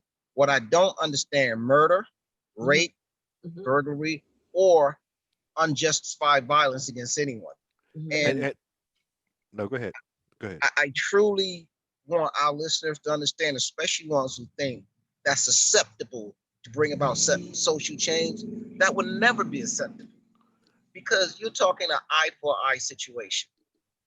If we stoop to that level and think that violence will be used to get out, to push or justify our actions, then why would you be upset when you get the equal and opposite reaction from the same oppressive body that you claim that you are not going to stoop to their level? And one thing I like to add to that same statement, Reverend Bernice King, Dr. Martin Luther King's daughter, said that statement is taken out of context. Exactly. You need to read the whole context in which that is said. It's the same thing with Malcolm X saying, by any means necessary. Yes. Read the whole speech. Yes. Read the whole speech and see what he's saying. And one of the things he's talking about, which is one of the same things that Martin Luther King talked about, was improving your mind. Absolutely. Educating. They both talked about education and improving your sense of self-worth. These are what these two men talked about consistently, but their remarks are taken out of context to fit certain philosophies. And that's a shame that we're doing that. I'm really wonderful, happy you brought that up, because one of the most famous portraits of the movement in terms of us being militant was Malcolm X looking out the window with a rifle and a caption, by any means necessary. But what people fail to understand, that was early in his move for social change. Once he went to Mecca, he realized, listen, it was all types. Yes, sir. Can we talk about that? The Hajj, yes. And the African American Union. Talk about it. Yes. And he said, we as a people, all people, are responsible for not only self-education, but we're responsible for our actions as well. Yes. Violence is not the key to a better civilization. War brings nothing but death, famine, and more war. I've never seen a solution in the history of mankind with war solved. The only thing is that the governments like the U.S. will use it to increase their revenue for its capital gains, to make money. They see war as a way of making money. Yeah, but still, let's come back to the grassroots of the individuals. And when you start looking at, what do I demand for my country? What do I demand from my elected officials? What do I demand from myself? If you're going to say living in a world of violence is just the way it is, like we used to say around the way in the projects growing up, we didn't know any better, so we didn't do better. I'm a little more educated, a little older, and looking back, or even where I came from, I realized all the friends I lost even before he hit high school didn't have to be, I should say, the brothers who we lost along the way. Now, don't get me wrong, when I get away with my homies, we still pour out a little liquor for the ones we missing. Right. Oh, you do libation, okay. Right. We Mr. Norman, I mean, he's right on point. We have to really start valuing ourselves Mhm. to be valued by any other community or race. Exactly. Self-love is basic, right? Yes. Self-love. So, and that means also investing in your community, investing in your police department, investing into your political system, because we make the mistake of thinking it's everybody else's job to do that. Mhm. If we the ones who negatively affected, shouldn't we say, hey, if I want a better product, I need to add my input? you Yes. know, Yes. Yes. Yes. And your voice counts. absolutely. Your voice counts. Mhm. Because you can disman and disfund all you want, but call 911 next time your life is in jeopardy. If nobody did to respond, wow, you just got your money's worth. Yeah. Mhm. But you know, like some of the people they're calling for instance, like for the mental health calls, having more mental health workers. I'm just telling you what they're saying, that rather than putting it on the police, have more mental health workers for the mental health calls, is what some of the people are talking about when they're talking about changing the structure. But who these mental health, I'm telling you, you want to go to someone's house? You're gonna No, call? You no, want to go to someone's house? you know, I'm not for that because, Yeah. right, if it's a domestic violence situation, you're walking into that. No, I wouldn't Yeah. want to walk into that. No, Which is the worst situation a Yes. police officer can Yes. walk into. right, domestic violence. Oh no, Most unpredictable. I'm And not justifying. This is what some people are saying. I don't Yeah. agree with that. well, there are a lot of people who have no idea about what police officers do and how they interact in the community in so many different ways. And there are vehicles or facilities available for police officers who go into a situation and see where there's a mental problem. Mhm. There are things that officer can do. We are trained to do that. Exactly, We right. are trained to do that. But to have a mental health professional Mhm. answering calls, going to a house, I agree. I agree. no, No, Not I'm realistic. with you. I am with you. you don't And want you to know do that. something? Mhm. And I think I want to throw something in. I think Mr. Norman would agree with me. Even in our own communities, Mhm. we have race instigators. We have agitators. Don't want peace and harmony. Yes. They, when you get impressionable people who now want to band together for a cause, you got to watch who's leading you down the road. Yes. When Yes. you follow in blind faith to someone who has absolutely no idea what they're doing, but their intentions and motivations and agendas are self-serving, you're setting yourself up for Yeah. a bad future. And Yeah. to be quite honest with you and put it in layman's terms, we have to understand as a community that there's a lot of our so-called leaders who rely on that fear of the unknown and take advantage of our ignorance and sometimes our even emotional state to say, hey, listen, if you don't get ready to fight, they're going to come get you. Or they keep it going because as long as they keep the chaos and the negativity and the racism going, they remain relevant. Yeah. Stop doing this with our community. Yeah. Exactly. Exactly. Mhm. You had to. There was a young lady who was interviewed on ABC a couple of days ago. I think she was 19 years old. Mhm. And one of the things, she's an activist. And one of the things that she said is that people, before they go out and participate in these demonstrations or get involved in these activities, they need to do some research first. Know who you're backing. Yes, sir. Know what you're doing, because you had people who are out there, and Dr. Wanzo and Paul, you may remember also that I remember back in the 50s and 60s, you weren't out there trying to get 1,000 demonstrators to come out on the street, because when you demonstrated or participated in a protest, you had to go to an orientation before you got there. That's right. They made a decision You're absolutely whether you can't go with us because you've got a hot temper. Mhm. Because just suppose what would have happened if those 4 individuals or 5 sat at that lunch counter Mhm. At Walgreens. I think it was Walgreens or whatever 5 and 10 cent store. If In those men, Greensboro of the yeah, Woolworth. Greensboro, Mhm. just suppose they said, "Don't you put your hands on me," Mhm. or turned around and started punching somebody. Instead of being out there going around talking about their experiences, they would all be dead now. Right. Absolutely. Yeah, They had the training where people would mock pouring liquids on them and things like that. Yeah, they're exactly right. They had the training. I invite everybody, if you have an opportunity, to go down to Atlanta, the Civil Rights Museum, Yes. and yes. sit at that first counter. I've done that. Put Oh, those wow. earphones on. Yes. It's I'm deep. telling you, Yes. I got emotional. Yes. I had to walk away from it. I the same thing. Yeah. If you think that you can put up with that, Mhm. these are the requirements for going out in a demonstration. Mhm. These are the things that you see, like the police officers. I saw this in Atlanta, who were on that front line. They had people basically coming up and spitting in their face. They had to sit there and take that. They couldn't react. The same thing happened with our demonstrators in the 50s and 60s, our civil rights demonstrators. They had to put up with being kicked and spat upon. How many times was Martin Luther King hit in the head with a rock? Absolutely. Yes. These are the things that you put up with. And the idea of it is that nonviolence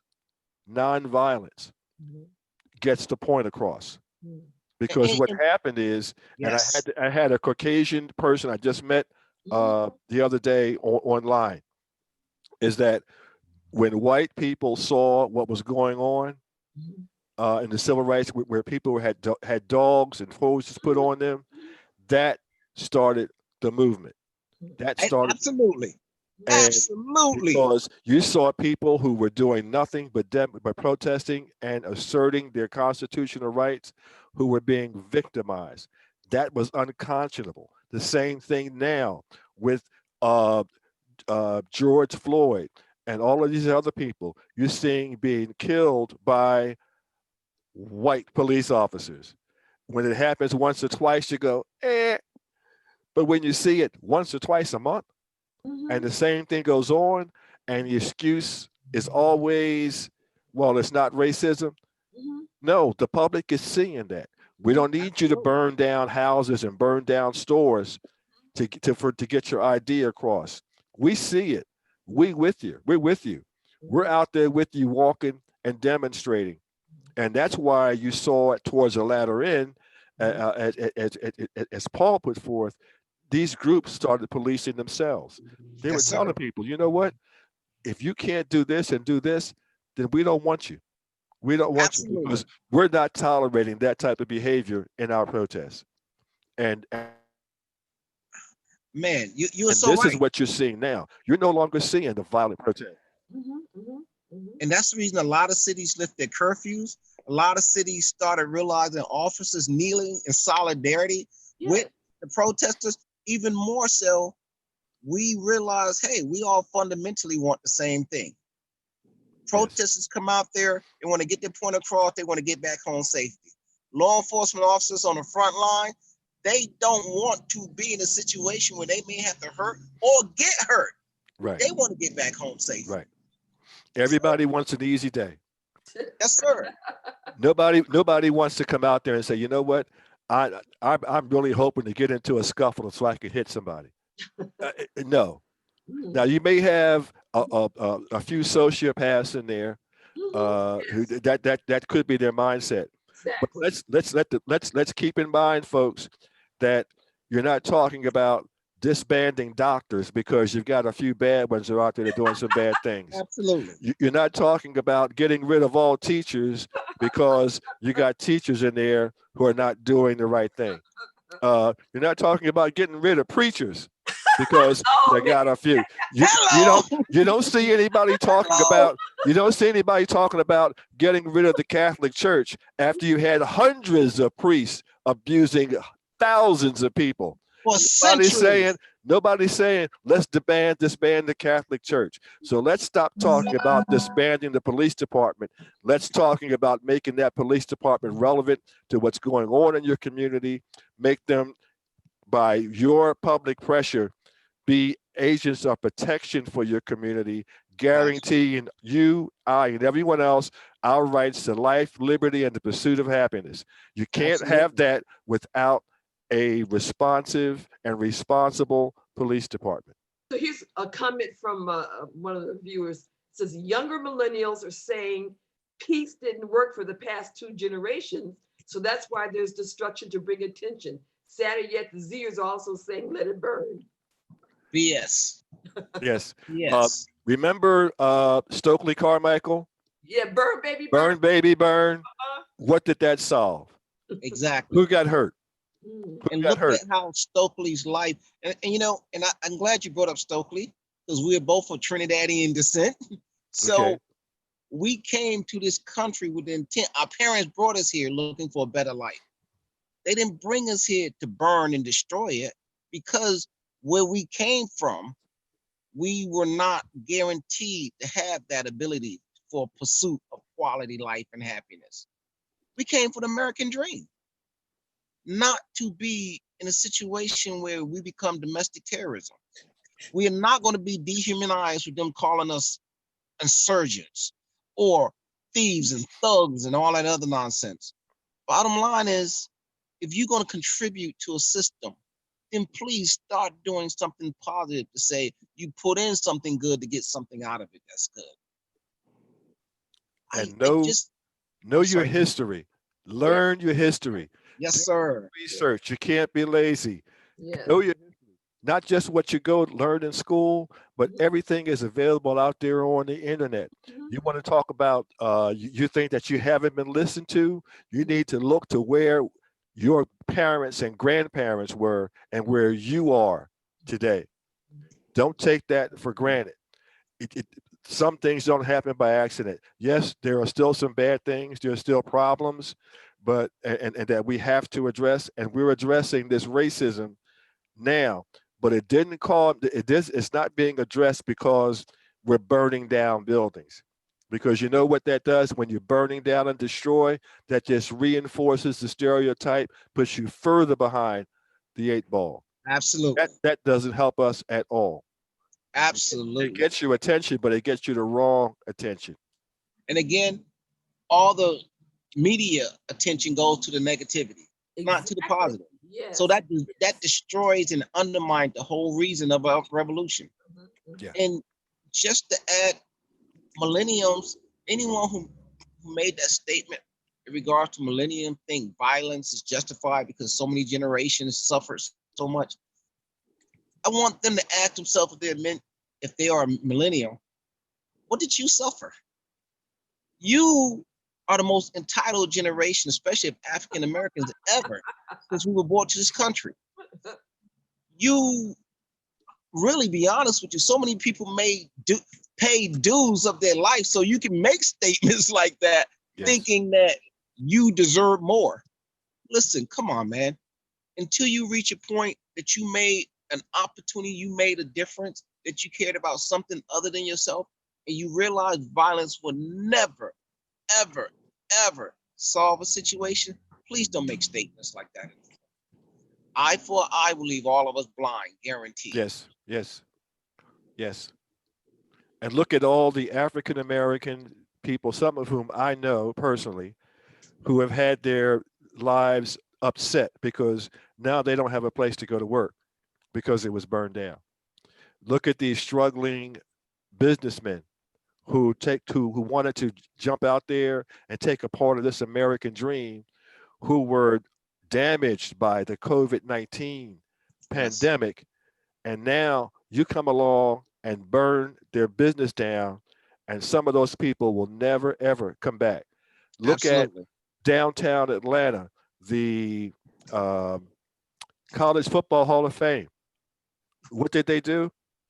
They're not going to rebuild. They're leaving. Those are jobs. Those are people's jobs. Revenue. That's revenue. Those historical tracks, Justin. And I don't understand what looter or demonstrator thought it was great. Children's hospital, the children's museum. You broke in and looted a children's museum. I'm trying to understand, how's that going to further your cause or show that you are revolutionary? You're a criminal idiot. Call it what it is. At the end of the day, please invest something into your movement, your community, your life, that no matter how negative the forces you deal with, you still got to remain positive, optimistic. There's a comment about an FBI talking about the white supremacists 10 years ago. Well, unfortunately, 4 years ago, you had a president who empowered these people to come up and do what they're doing today. Absolutely. And say what they're saying today. Good people on both sides. But here's the problem.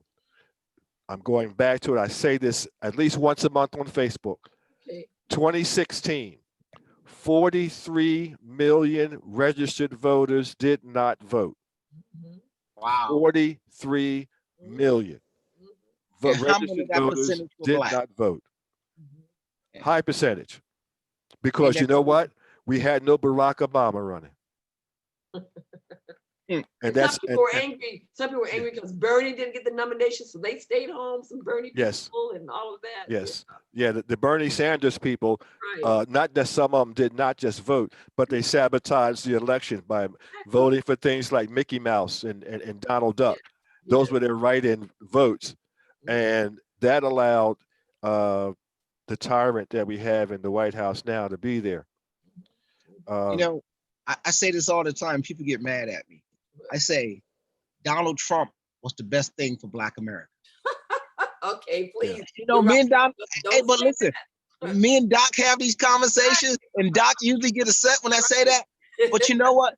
If it wasn't Donald, for the image of a Donald Trump, I mean, Trump, and what's going on now, we wouldn't have this social change. We wouldn't have white people looking at what's going on now and saying, hey, what the hell? You know, we all don't feel and act and think like that as America. Matter of fact, Black lives do matter. And you have just as many or more whites on the front line. You have Asian store owners who are proprietors in Black neighborhoods where most of their income come from, but very little do they invest in these Black communities. You have Indians who run gas stations and other businesses that we go into and say, well, you know what, y'all taking all our money, but you ain't doing nothing for us. But here you see a solidarity of the very people that we didn't even get along with, who are now supporting us and saying, you know what, if we value them more, maybe they value themselves a little more, and we can deal with some of these social ills we having.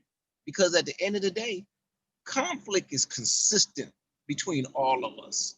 Officer DesVignes, going nowhere. I have a question for you, because you're out there on the street right now.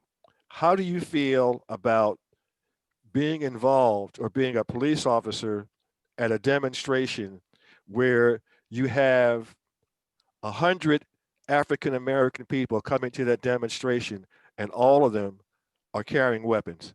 Man, oh, so that funny. Doesn't happen, does it? Oh. You know, here's the crazy thing about it. I was working in plainclothes, assignment throughout the demonstrations. Initially, it allowed us to be in the crowd and identifying certain individuals, at the same time blending in and trying to gather enough intelligence to be able to make rational decisions. But believe it or not, I've seen lots of people actually armed. Yes. And I can't say they were armed fractions working as a team or a unit, but I've seen a lot of individuals who may or may not have some connections with others who are armed. And the first thing that went through my mind whenever I saw somebody armed, if this is a peaceful demonstration for change, why are you carrying a firearm? Right. And in terms of going to your question, if I was to deal with a situation where I see 100 brothers armed to the teeth in a major demonstration like this, that's the first time in my life I will feel empowered to go directly into that group, identify who I am, and say, listen, what do you want? Just that simple question. Right. What do you want?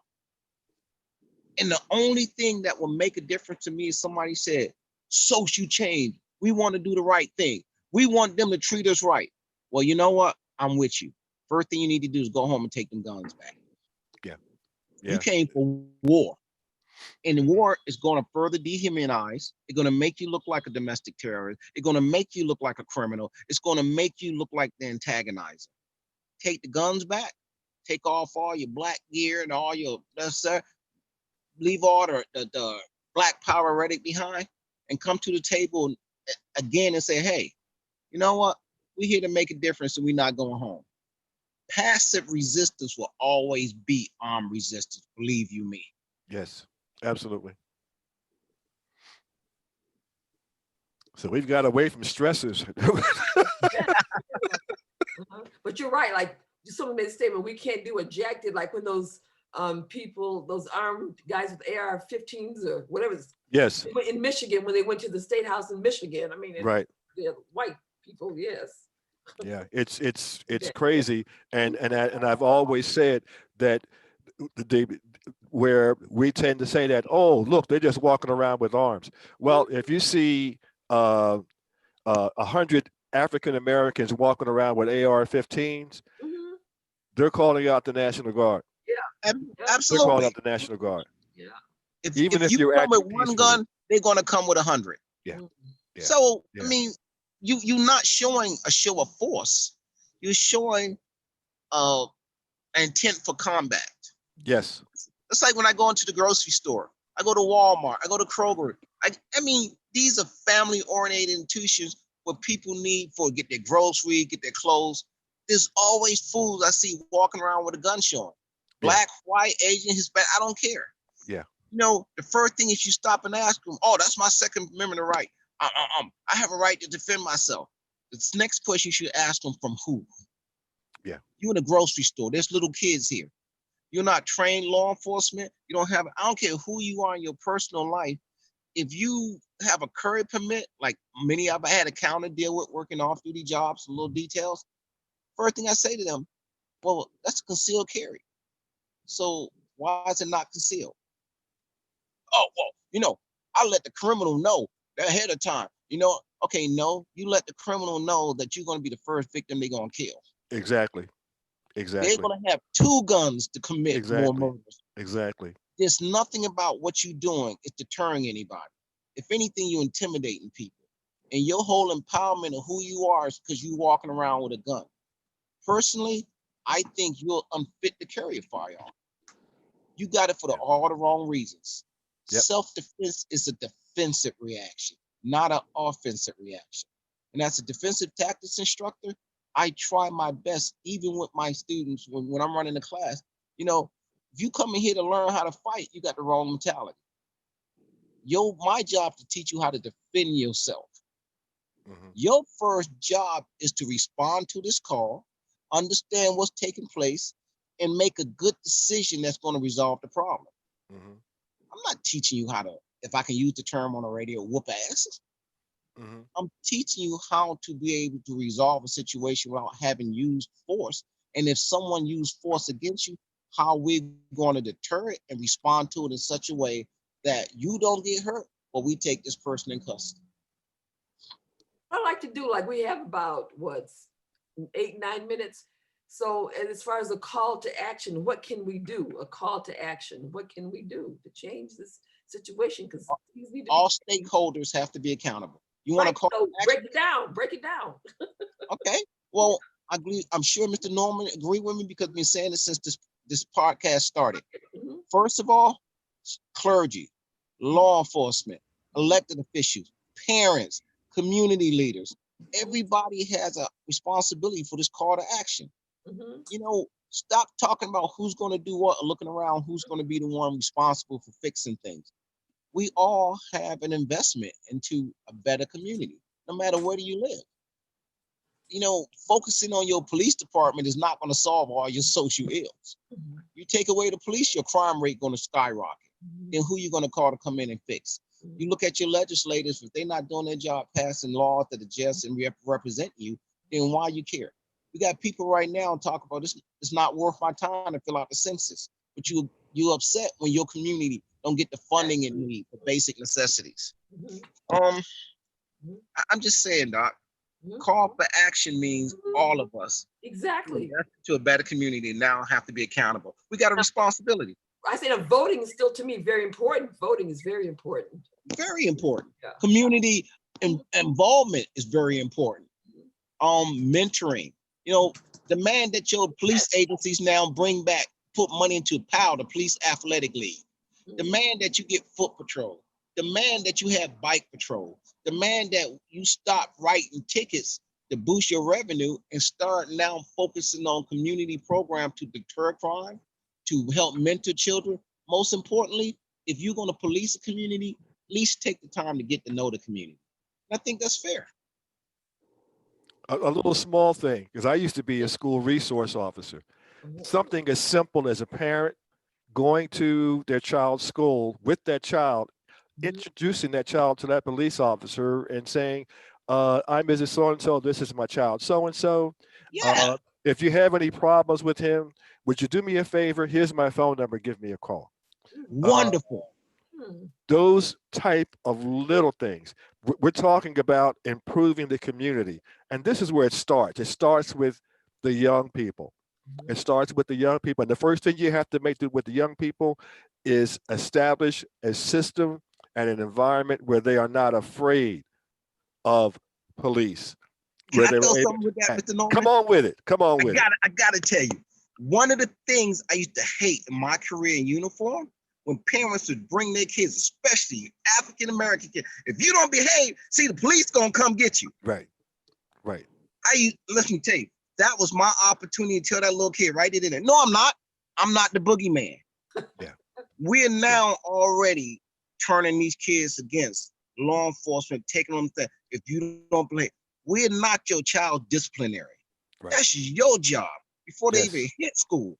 Most importantly, if you think that the police are out there to brutalize Black kids, Black parents, stop teaching them early in life that the police job is to punish them. Yeah, exactly. Parents just don't know how much they contribute to the negativity or the anger or the confusion of their children by those simple little things. Like you said, man, introduce yourself to that school resource or the police officer in your community, let your child get to know them and say, hey, if you got a problem, you look for one of them. If you can't find mom, daddy, grandma, cousin, aunt, somebody, you look for Officer Friendly, because Officer Friendly job is to make sure you safe. Correct. Correct. So I think we're back to community action and individuals taking control of what goes on in their community. You can't get away from that. That's it. Legislation, as I said, sets the parameters, but we as members of the community, we have to be actively involved in what goes on in our community, because as Paul said earlier, some communities won't tolerate mediocre. Very much so. Very much so. And man, we're looking for complex answers to simple solutions. That's what I don't understand. It doesn't have to be complex. Use the common sense we all claim that everybody should have. Don't try to reinvent the wheel. Let's work together and make it turn a little better. There you go. Like you said, each one has to take the responsibility of what we can do to change the situation. We can't put it off on anybody else. We each have a responsibility to make changes.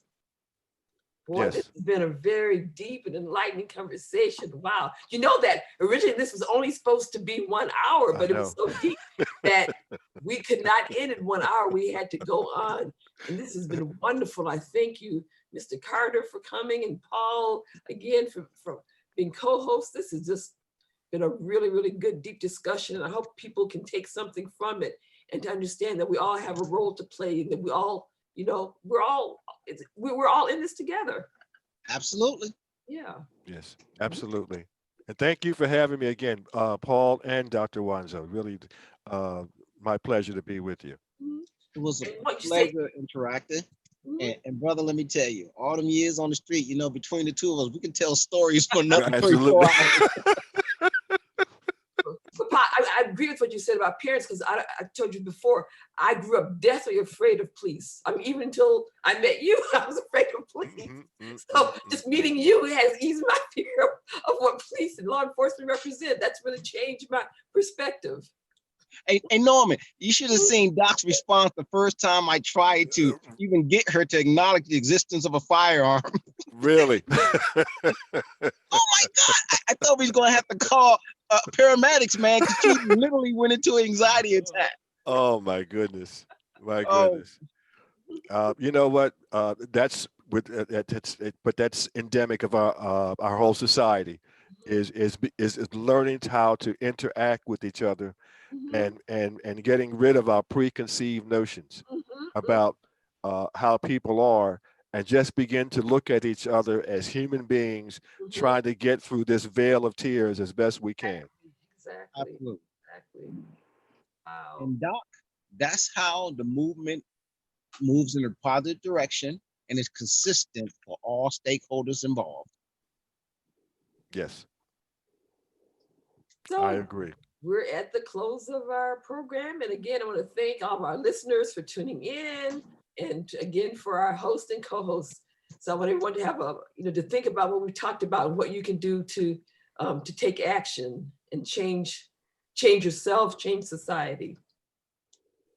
And Norm, can you give us your book information again? Yes, my book is entitled The Long Blue Walk, My Okay. Journey as a Philly Cop, and it's available on most of your popular book outlets, Amazon, Okay.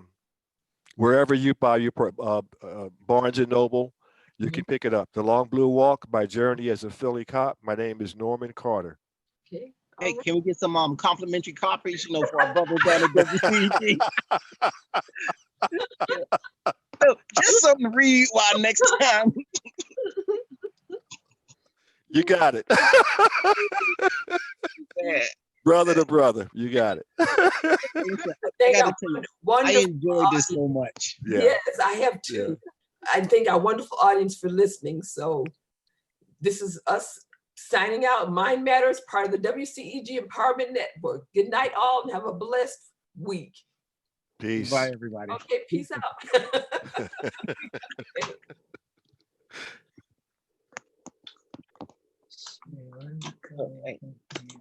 Goodbye.